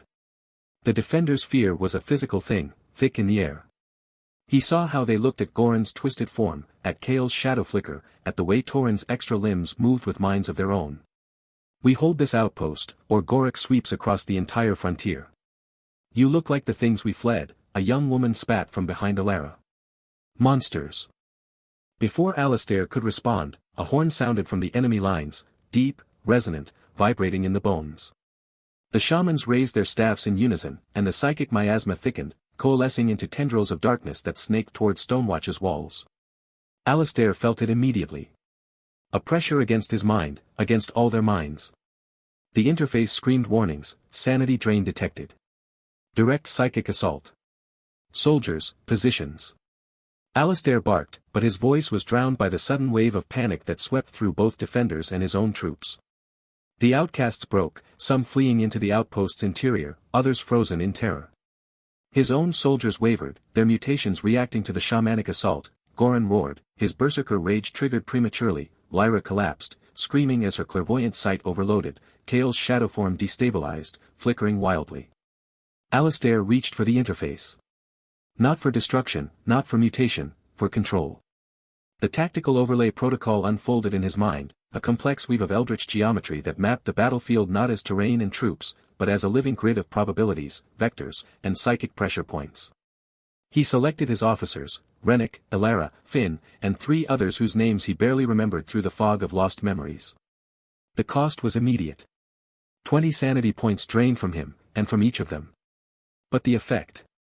Rennick's eyes glazed over, then refocused with unnatural clarity. He saw the battlefield as Alistair did, a shimmering grid where each bone-eater warrior was a pulsing red node, each shaman a nexus of dark energy, each of their own soldiers a flickering blue light. Ilara gasped, her tactical mind expanding to comprehend angles of attack she'd never imagined, weaknesses in the enemy formation that shouldn't be visible from ground level. Flank left, Alistair commanded, and his voice carried through the psychic link the protocol established. Rennick, take Goran and the berserkers through the gully. They're weak there. They're not weak, Rennick responded, his voice distant as he processed the overlay. Their sanity is thinner there. The shaman's influence doesn't reach as deep. The battle began in earnest. Bone-eater warriors charged, howling, their weapons clattering against shields. Alistair's soldiers moved with coordination that bordered on precognition, dodging attacks before they came, striking where armor was thinnest, anticipating feints and flanking maneuvers. The tactical overlay made them a single organism, a hive mind of war. But the cost mounted. Rennick's hands shook as he parried a bone-eater's axe. Sweat poured down his face, not from exertion, but from the strain of holding the overlay in his mind. He saw too much, not just the battle, but the psychic echoes of every death, every injury. The fear of the defenders, the bloodlust of the enemy, the creeping madness of his own comrades. It all flowed through the grid, a torrent of data that threatened to drown him. Ilara fought beside him, her sword moving with deadly efficiency. She cut down a shaman's guard, her movements precise as the overlay guided her blade between ribs. But her breath came in ragged gasps. I can hear them, she whispered. The shamans, they're whispering in a language that hurts. Alistair felt it too. The overlay was fraying at the edges, the shaman's dark magic pressing against it, testing its weaknesses. They weren't just attacking bodies, they were attacking minds, sanity, the very cohesion that held his army together. Then Gorak appeared. The bone-eater warlord stood a head taller than his largest warrior, his armor crafted from the bones of creatures that shouldn't exist. In one hand he held a massive axe, in the other, a staff topped with a crystal that pulsed with the same darkness as the shaman's. His face was hidden behind a mask of fused skulls, but his eyes glowed with malevolent intelligence. He pointed his staff at Alistair, and a wave of psychic force slammed into the tactical overlay. The grid flickered, distorted. Alistair's officers cried out, Rennick fell to his knees, blood trickling from his nose, Ilara staggered, her sword almost dropping from nerveless fingers. Break their minds. Gorak's voice boomed across the battlefield, translated through the shaman's magic into something comprehensible. Break them, and their monsters will turn on each other. The shamans redoubled their efforts. The dark tendrils thickened, now visible to the naked eye, snaking through the air, seeking minds to devour. A defender screamed as one touched him, his eyes rolling back as he collapsed, twitching. Another turned his weapon on his comrade, babbling about shadows in the walls. Alistair fought to maintain the overlay, but the strain was immense. He felt his own sanity fraying, memories slipping away, his mother's face, the smell of his childhood home, the name of his first commanding officer. Gone, sacrificed to keep the grid intact. Fall back to the inner wall, he ordered, but the command came out slurred, distorted by the psychic assault. That's when Goran broke. The berserker had been holding the left flank, his mutated body a whirlwind of destruction. Bone-eater warriors fell before him in pieces, but with each kill, his rage grew, fed by the overlay's constant stream of battle data and the shaman's whispering darkness. Alistair felt it through the link, Goran's mind unraveling, the last threads of humanity snapping. No more grid. Goran roared, his voice a guttural thing that was more beast than man. No more lines. Just blood. He broke formation. Charged. Not at the enemy lines, but straight toward Gorak, a single mutated soldier against a warlord surrounded by his elite guard. Goran, stand down. Alistair shouted, but the berserker didn't hear, or didn't care. The overlay showed Alistair what would happen, probabilities flashing, outcomes calculated. Goran would reach Gorak. He would strike. He would be captured. The numbers were cold, certain.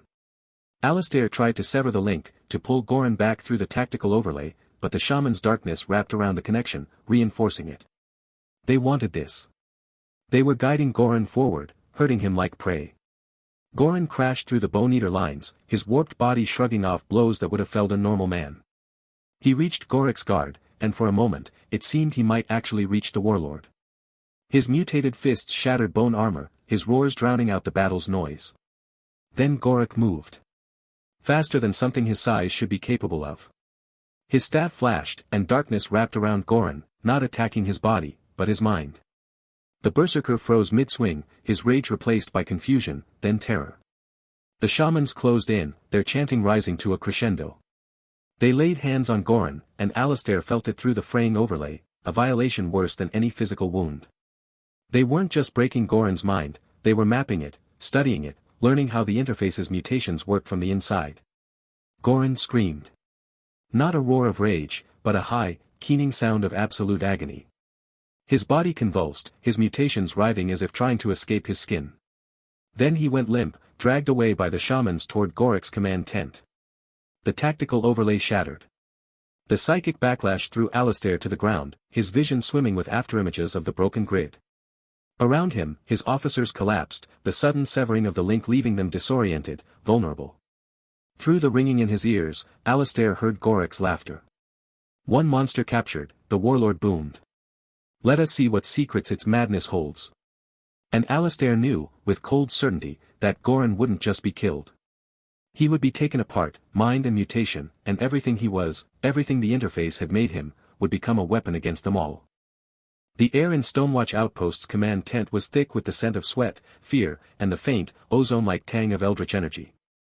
Alistair Vance stood over a rough-hewn table, his fingers tracing lines on a map of the ash wastes, the parchment crinkling under his touch. His eyes, shadowed from sleepless nights and the gnawing drain of sanity points, flickered with a cold, tactical light. Outside, the distant howls of bone-eater sentries echoed across the desolate plains, a constant reminder of the siege that had only temporarily receded. Sergeant Rennick stood beside him, his posture rigid but his hands trembling slightly, a residual effect of the tactical overlay protocol. The eldritch grid still lingered in his mind, overlaying reality with shimmering, alien geometries that made his head throb. General, the scouts report Gorak's camp is heavily fortified, Rennick said, his voice low. They've moved Goran to a central tent, guarded by shamans. The air there, it reeks of corrupted energy. Alistair nodded, his thoughts racing. Goran's capture wasn't just a loss of a soldier, it was a breach. The berserker's mind, already fractured by the berserker rage protocol and shamanic whispers, now served as a conduit for Gorak's forces to probe the interface's secrets.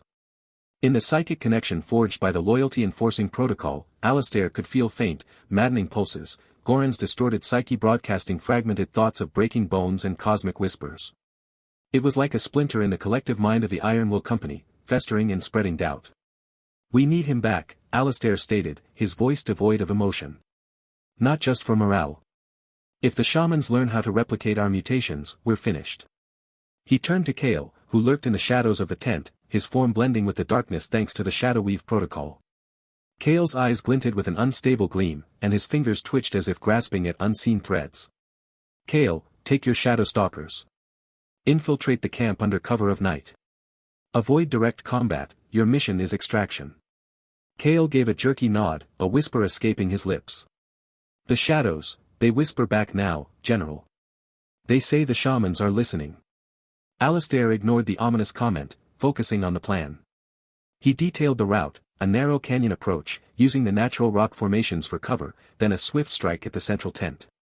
Rennick would lead a diversionary assault on the eastern flank with a squad of less mutated soldiers, drawing guards away.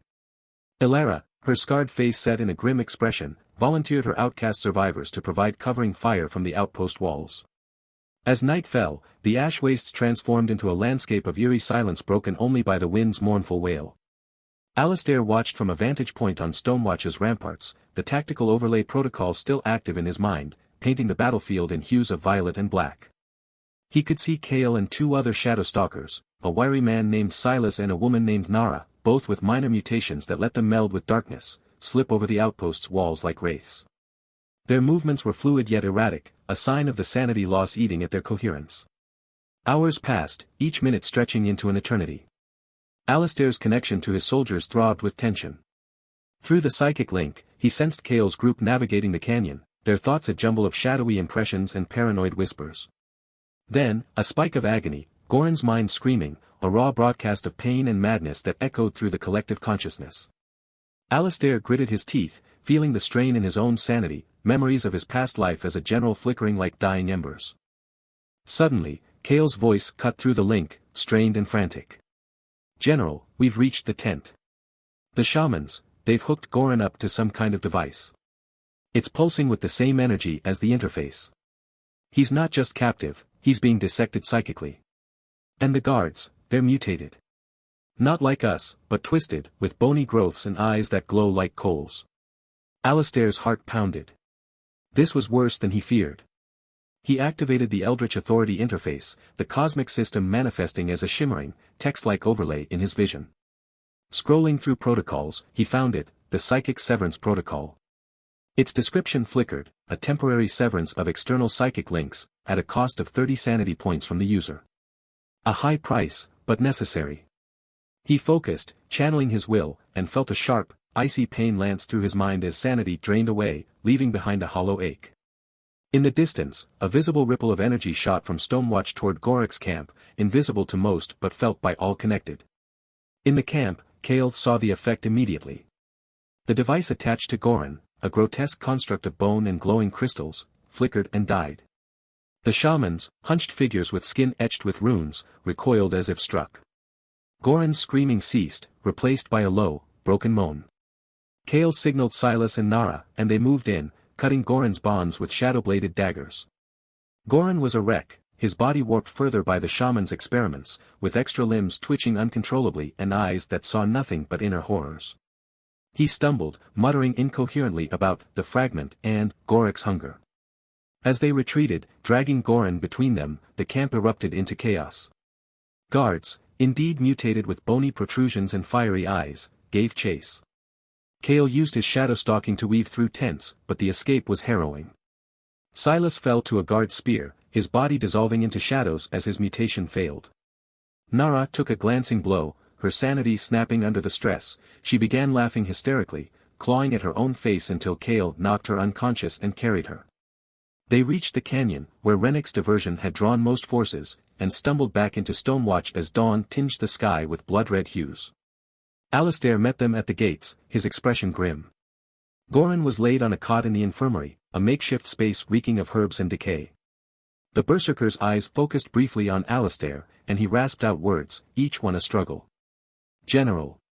Gorak, he has a fragment. From the interface. He's using it, to corrupt his tribe. Making them, like us, but worse. They don't pay the price, they just break." Goran's voice trailed off into sobs, his mind shattered beyond repair, leaving him with permanent mental scars, a hollow shell who would now need constant watch. Before Alistair could process this revelation, a horn blast echoed across the wastes. Scouts rushed in, Finn among them, his glowing eyes wide with panic. "General. Gorak's army, they're advancing. All of them. And, they've changed." Alistair climbed the ramparts, and the sight that greeted him stole his breath. Gorak's forces, 1,000 strong, marched toward Stonewatch. But they were no longer just bone-eater raiders. Their bodies bore grotesque mutations, limbs elongated into clawed appendages, skin cracked with luminous veins, eyes burning with a familiar cosmic hunger. At their head rode Gorak himself, a hulking figure adorned with bones and clutching a shard of pulsating, dark energy, the interface fragment. The warlord raised a fist, and a wave of distorted reality washed over the outpost, making the very air vibrate with madness. Alistair realized with a cold dread, the interface's influence was spreading beyond his control, and the battle for the frontier had just become a war for reality itself. The ash gorge was awound in the earth, a deep scar of jagged rock and shifting dust that swallowed sound and light. Alistair Vance stood at the edge of the southern ridge, the wind whipping his cloak against armor that felt too light for what was coming. Below, the gorge floor stretched like a dried riverbed, narrow enough in places that 20 men could block it, wide enough in others for the chaos of full battle. His breath came in measured pulls, each one tasting of ozone and the metallic tang of impending violence. To his left, Sergeant Rennick adjusted his grip on a spear that shimmered with Tauren's eldritch forging. The sergeant's eyes held the distant, calculating look of the tactical overlay protocol still active, a grid of faint, glowing lines only he could see, mapping the terrain into tactical possibilities. "They're moving into position," Rennick said, his voice flat. "Gorek's vanguard is all berserkers. They're not forming ranks. Just waiting." Alistair nodded, his own mind racing through protocols. The Eldritch Authority Interface hummed at the edge of his consciousness, a presence like cold water dripping down his spine. He could feel the collective sanity of the Iron Will Company, a fragile web of minds, each thread frayed and vibrating with shared hallucinations from the loyalty-enforcing protocol. Kale stood nearby, his shadow-stalking form flickering in and out of visibility as if the gorge's shadows were alive and hungry. The thief's eyes darted, seeing things in the dust clouds that weren't there. "Remember the plan," Alistair said, his voice carrying just enough to reach the officers. "We hold the Narrows. We break their charge. Then we push." Ilara, her scarred face grim, hefted a bow strung with sinew that glowed faintly. "My people are ready. They don't like your mutations, Vance, but they like being eaten by bone-eaters even less." She spat into the dust. "Just keep your mad ones from turning on us." Before Alistair could respond, a horn sounded from the northern end of the gorge, a deep, bone-chilling blast that echoed off the rocks and seemed to vibrate in the teeth. Gorek's army appeared like a tide of flesh and bone, surging forward without formation. These were not the disciplined ranks of Imperial soldiers, these were corrupted berserkers, their bodies warped by the interface fragment Gorek possessed. Alistair saw one with arms like twisted tree roots, another whose skin had hardened into chitinous plates that reflected the weak sunlight. They moved with a jerky, unnatural speed, howling as they came. "Here they come!" Finn shouted, his glowing eyes wide. The scout's overlay grid flared as he tracked movement. "Shamans at the rear. There." A wave of psychic pressure hit the ridge like a physical blow. Alistair staggered, his vision swimming with flashes of impossible geometries, spirals that twisted into screaming faces, angles that cut at his thoughts. Around him, soldiers cried out. Jorin, the lanky deserter, fell to his knees, hands clamped over his ears as the whispers he'd always heard swelled into a chorus of madness. "They're in my head. They're singing," he screamed. Alistair gritted his teeth, pushing back with the sanity anchor protocol. A cold clarity spread from his core, steadying his mind, but he felt the drain, 5 sanity points gone in an instant, leaving a hollow ache behind his eyes. "Hold the line," he roared, drawing his sword. The blade, forged by Tauren in a fit of cosmic inspiration, hummed with latent energy. The first berserkers reached the narrowest point of the gorge, where Alistair had positioned his heaviest fighters. Derek and Celine stood there, their bodies still bearing the catatonic stiffness from the reality-warping barrage protocol's previous use, but their eyes now burned with a feverish light. As the enemy closed, Derek raised his hands, and the air around him shimmered. Alistair activated the protocol. Reality itself seemed to tear. A barrage of distorted space rippled forward, hitting the leading berserkers. Bones snapped audibly as gravity inverted for a moment, lifting 3 warriors into the air before crushing them against the gorge wall. Derek screamed, a raw sound of agony and ecstasy, as the protocol cost him another 10 sanity points. Alistair felt the collective drain, every soldier linked through the loyalty bond shuddered as Derek's madness echoed through their minds.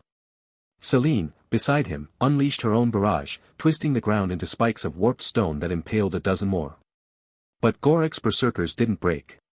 They clambered over their dead, immune to the sanity drain that should have crippled them. Alistair saw why, their eyes were empty, pupils dilated into black voids that reflected nothing. The interface fragment had hollowed them out, leaving puppets driven by Gorek's will. No fear, no doubt, no sanity to lose. "They're not stopping." Rennick yelled, driving his spear through a berserker's chest. The creature didn't fall immediately, clawing at the shaft even as black blood bubbled from its mouth. The battle dissolved into chaos.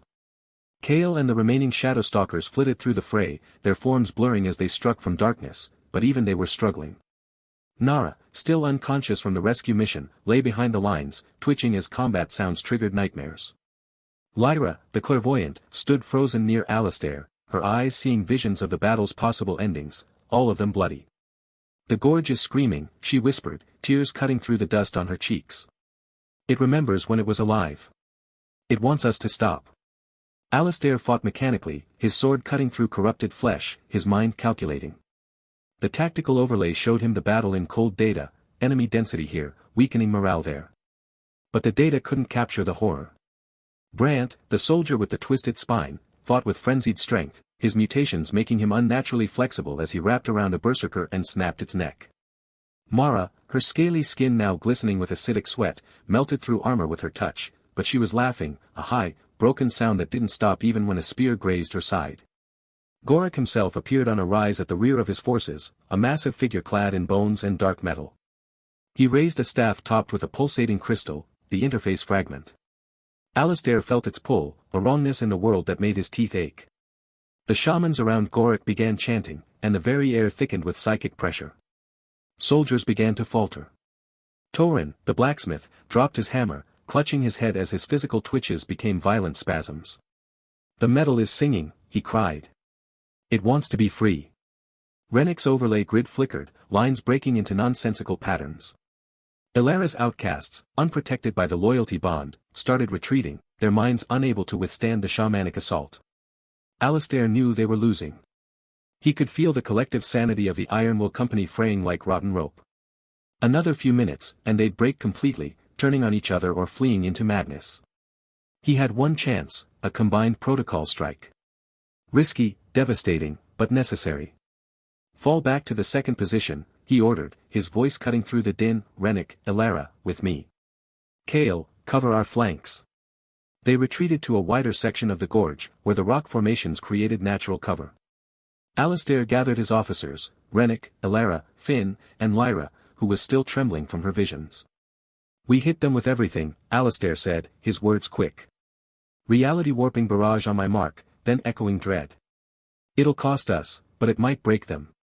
Lyra shook her head. "I see the cost, General. The gorge, it becomes a mouth. It swallows us all." "We have no choice," Alistair said, meeting each of their eyes. He saw the fear, the strain, but also the grim determination.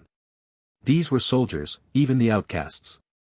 They'd rather die fighting than be consumed. As Gorak's forces advanced into the kill zone, Alistair raised his hand. He activated the reality warping barrage protocol through Derek and Celine, who stood ready despite their catatonic states. At the same time, he triggered the echoing dread protocol, aiming it at the heart of the enemy formation. The effect was catastrophic. Reality itself seemed to convulse. The air in front of Derek and Celine shattered like glass, sending waves of distorted space crashing into the Bone-Eater ranks. Berserkers were torn apart, their bodies folding into impossible shapes, bones protruding through skin at angles that defied anatomy.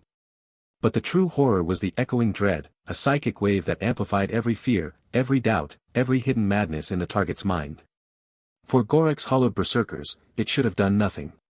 But Alistair had miscalculated. The protocol didn't target the berserkers. It targeted the gorge. The very landscape seemed to awaken. The rocks trembled, emitting low, groaning sounds that built into screams. Soldiers on both sides froze, clutching their heads as the gorge's memories, ancient, alien, and utterly mad, flooded their minds. Alistair saw visions of a time before the ash wastes, when the gorge was a living thing, a vast entity that had died screaming when the cosmos shifted. Its death throes echoed now, amplified by the protocol. Temporary psychosis swept through the Ironwool Company.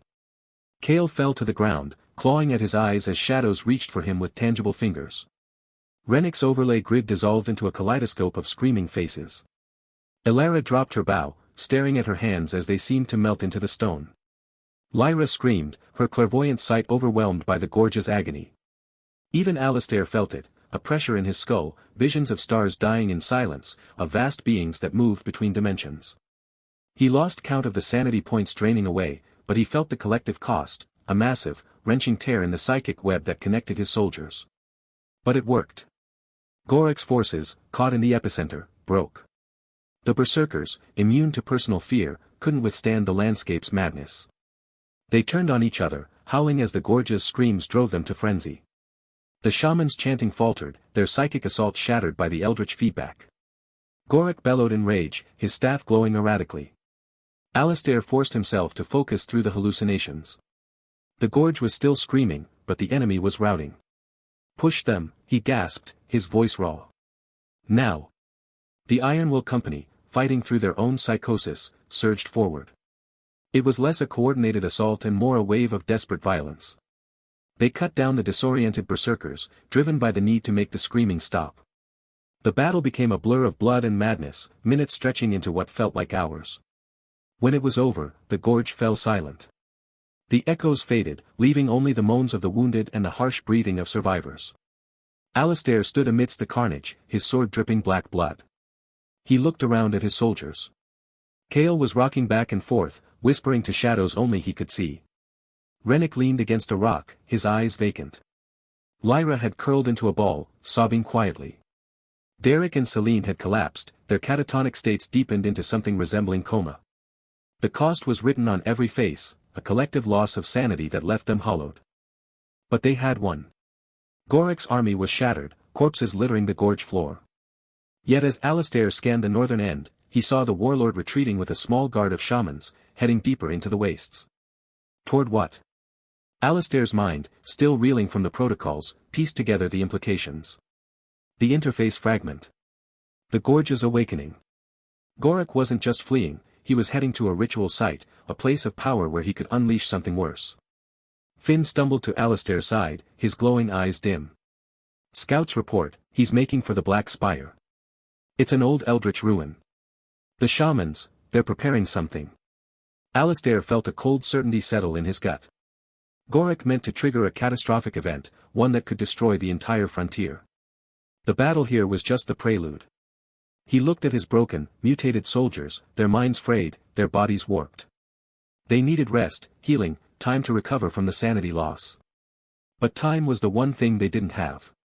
Gather the wounded, Alistair said, his voice barely above a whisper. We pursue. Before he ends this world. The Black Spire rose from the ash wastes like a broken finger pointing accusations at a starless sky. Alistair Vance stood at the edge of the ritual site, his breath forming pale ghosts in the frigid air. Behind him, the strike force, Kale, Rennick, Lyra, Torin, and a dozen others, huddled in the lee of jagged rocks, their mutations twitching in the unnatural silence. The journey here had been a forced march through nightmares, soldiers had stumbled, whispering to shadows only they could see, their eyes reflecting the interface's creeping madness. Gorik's altar dominated the clearing before the spire, a grotesque construction of bleached bone and eldritch stone that pulsed with a sickly violet light. The bones weren't just stacked, they were woven together by tendrils of dark energy that writhed like serpents.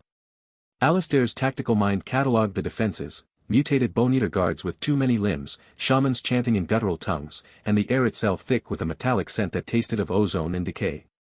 His own soldiers shifted uneasily, their weapons trembling in hands that had begun to sprout scales or glow with unnatural energy. Kale's shadow-stalking form flickered at the edges of visibility, his whispers carrying fragments of mad poetry about the eye that watches from between stars. We have minutes, Alistair thought, his mind calculating angles of approach. The Eldritch Authority Interface hummed in his consciousness, its presence a cold weight behind his eyes. He could feel its protocols waiting, the Sanity Anchor Protocol to stabilize his troops, the Willpower Dominion Protocol to enforce order, and deeper, the Authority Override Protocol, a forbidden option he'd never dared use.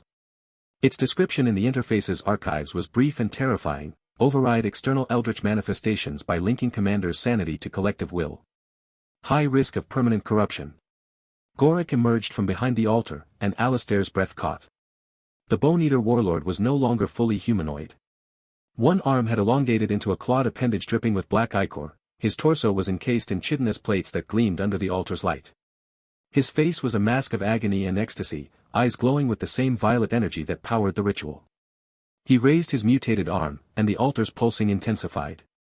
Reality itself began to warp, the ground rippled like water, stones floated upward, and the sky above the spire fractured into prismatic shards. He's not just using the interface fragment, Alistair realized with dawning horror.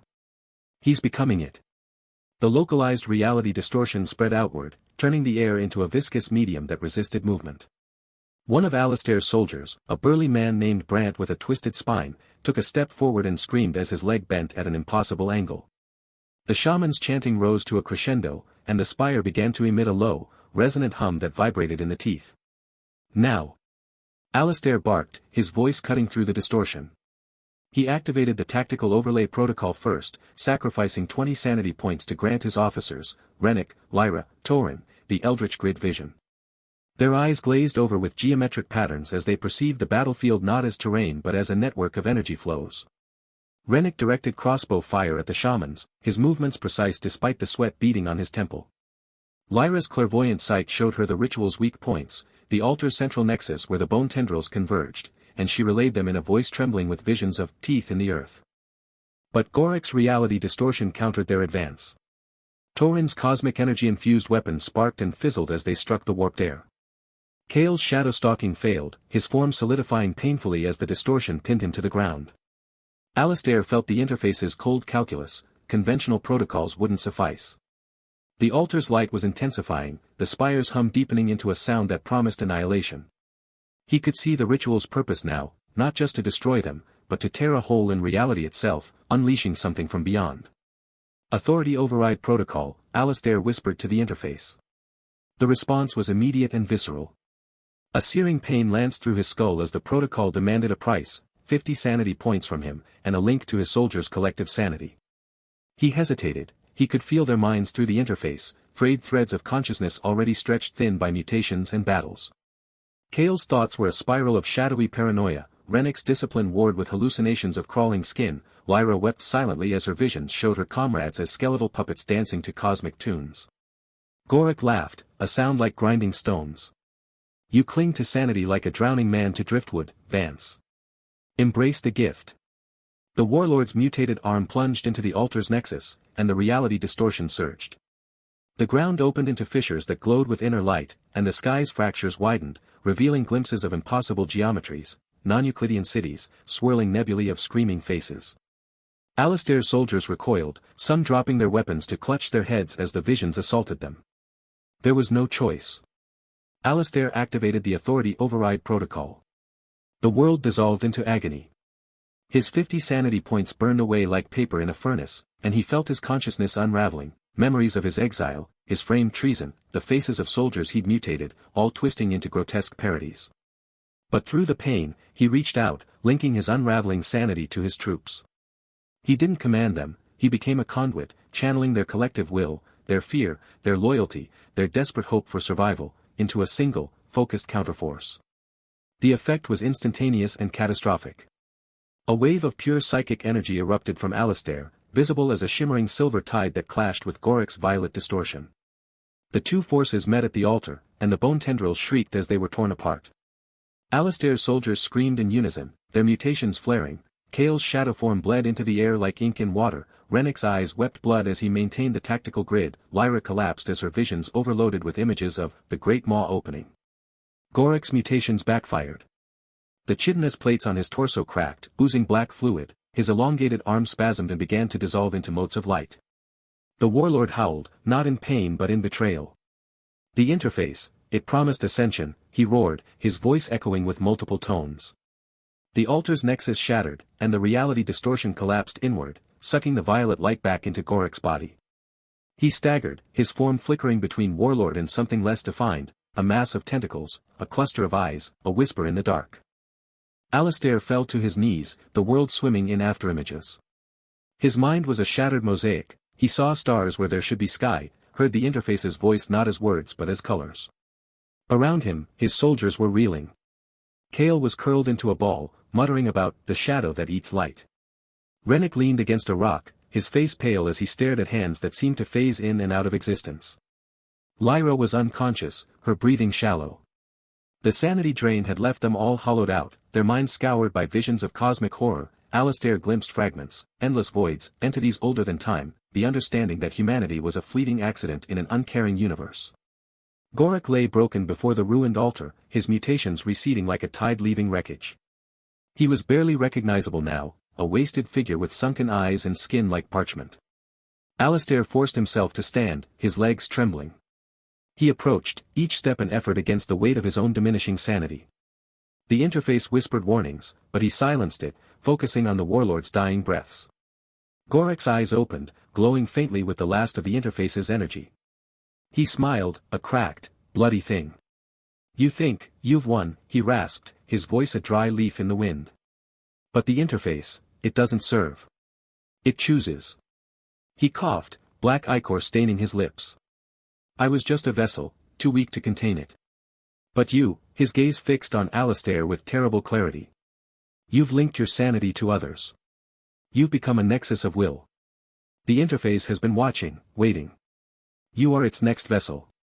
The words hung in the air, colder than the ash waste's wind. Before Alistair could respond, Gorik's body dissolved into ash, carried away on a sudden gust. Silence descended, broken only by the moans of wounded soldiers and the distant howl of the wind. Then, a new light caught Alistair's eye. He turned slowly, his movements heavy with exhaustion and dread. In the distance, the nexus, the central structure of the black spire that had lain dormant throughout the battle, began to glow. Not with Gorik's violent violet, but with a deep, pulsating crimson that throbbed like a heartbeat. It illuminated the spire's ancient carvings, revealing patterns that seemed to shift and writhe when stared at too long.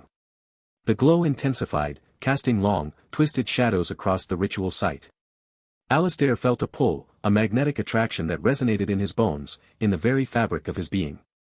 The interface in his mind stirred, not with its usual cold calculations, but with something akin to hunger. He looked back at his soldiers, broken, mutated, clinging to the shreds of their sanity. Kale was staring at the glowing nexus, his shadow form trembling. Rennick met Alistair's eyes, and in them, Alistair saw not fear, but a grim understanding. They had stopped Gorik's ritual, but at a cost that went beyond sanity points. Gorik's dying whisper echoed in Alistair's mind, "You are its next vessel." The crimson glow from the nexus spread, painting the ash wastes in hues of blood and fire. It promised power, answers, perhaps even a way to control the madness they'd unleashed. But it also promised consumption. Alistair stood at the edge of the light, his army shattered behind him, and knew that their victory was just the beginning of a deeper, more terrifying war, one where the enemy wasn't a warlord or a tribe, but the very system that gave them strength.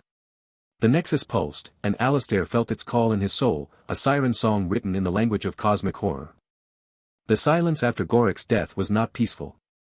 It was the heavy, breathing quiet of something wounded and waiting. Alistair Vance stood at the edge of the black spire's ritual circle, the nexus stone pulsing with a slow, sickly light at his feet. Around him, his soldiers did not cheer.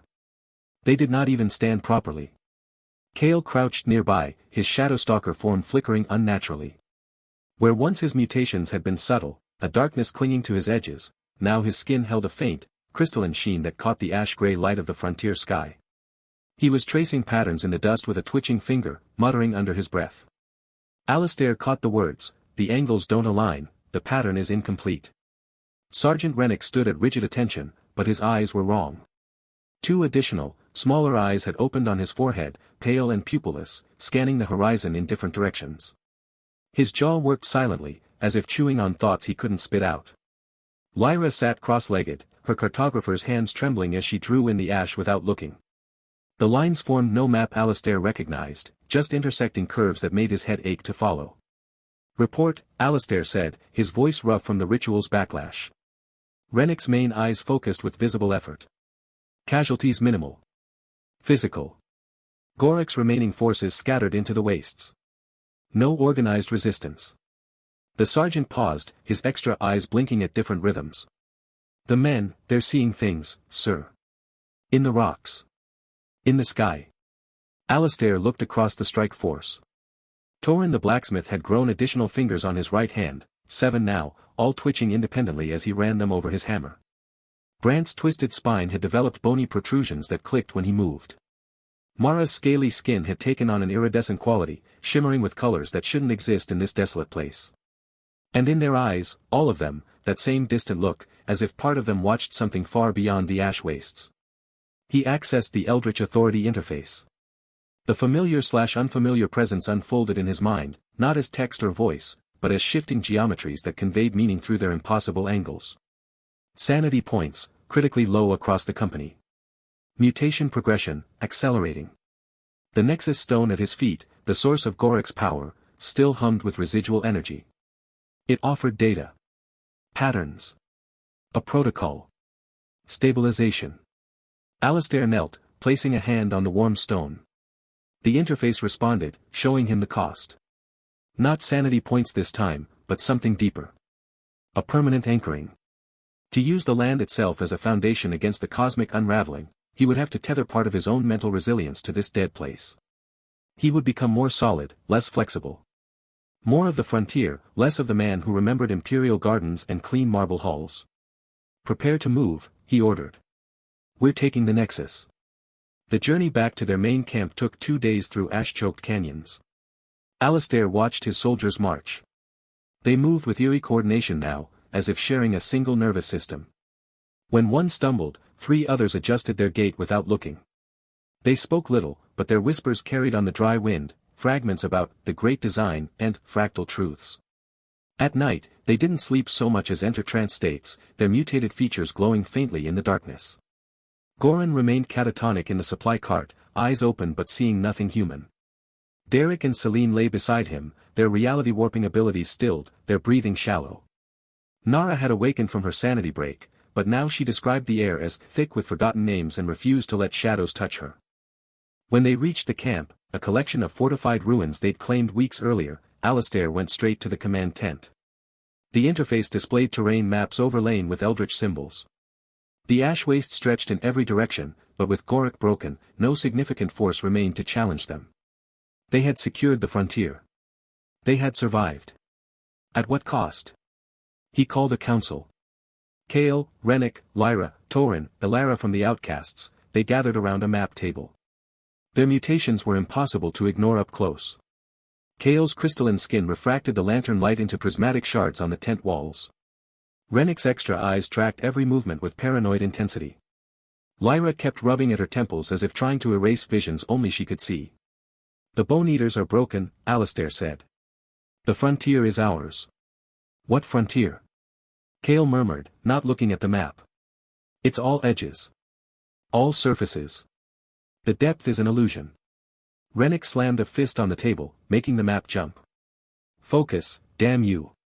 The general is speaking. But even his discipline was fraying, his extra eyes kept darting to corners of the tent where nothing stood. Ilara, the scarred outcast leader, watched them all with her one good eye. Her acid burn seemed almost mundane compared to what the interface had wrought. Your people are coming apart, she said bluntly. You won the war, but the war's still fighting inside them. Alistair knew she was right. He could feel it through his connection to them, a buzzing, unraveling sensation at the edges of their collective consciousness. The mutations weren't just physical. They were perceptual. His soldiers were beginning to see the world as the interface saw it, as patterns, energies, geometries. And human minds weren't built to hold that sight. The Nexus, he said. It offers a way to stabilize. To anchor you. Anchor us to what? Torin asked, his 7-fingered hand gripping his hammer too tightly. This dead ground? This ash? To reality, Alistair said, though the word felt inadequate. To a fixed point. The protocol uses the land's own resistance. Its stubborn existence. It makes that solidity part of you. And you? Lyra asked softly. What does it cost you? Alistair met her gaze. She flinched, not from him, but from whatever her clairvoyant sight showed her when she looked at him. A piece of my mind, he said truthfully. Permanently. I become part of the anchor. Silence. Then Rennick, ever the soldier, will it make us combat effective? It will keep you from unraveling completely. It won't reverse what's been done. But it might let you hold the line. They agreed. What choice did they have? Alistair had the Nexus stone placed at the center of the ruins. At dusk, with the ash wind howling through broken walls, he gathered every member of the Iron Will Company. 217 mutated soldiers, each bearing the marks of the interface's gifts. Crystalline patches. Extra limbs or eyes or sensory organs. Skin that shimmered or hardened or whispered. They stood in ragged formation, their breathing oddly synchronized. He activated the stabilization protocol. The interface unfolded the ritual in his mind, not as steps, but as a structure he had to become. He felt himself reaching down, not with hands, but with will. Into the ground. Through layers of ash and compacted dust. Into bedrock that had never known life. He found its stubborn, silent solidity, the sheer dumb persistence of stone that had endured eons of this wasteland. And he began tying his soldiers to it. One by one, he connected them. Kale first, he felt the thief's flickering consciousness snap into alignment with the ground beneath his feet. The crystalline sheen on his skin stabilized, becoming more mineral, less chaotic. Rennick next, the sergeant's extra eyes stopped their frantic scanning and focused downward, as if seeing through the earth itself. Lyra, Torin, Brant, Mara, Finn, all the others. Even the catatonic ones, Goran, Derek, Celine, he anchored them, hoping some part of them might find purchase in that solidity.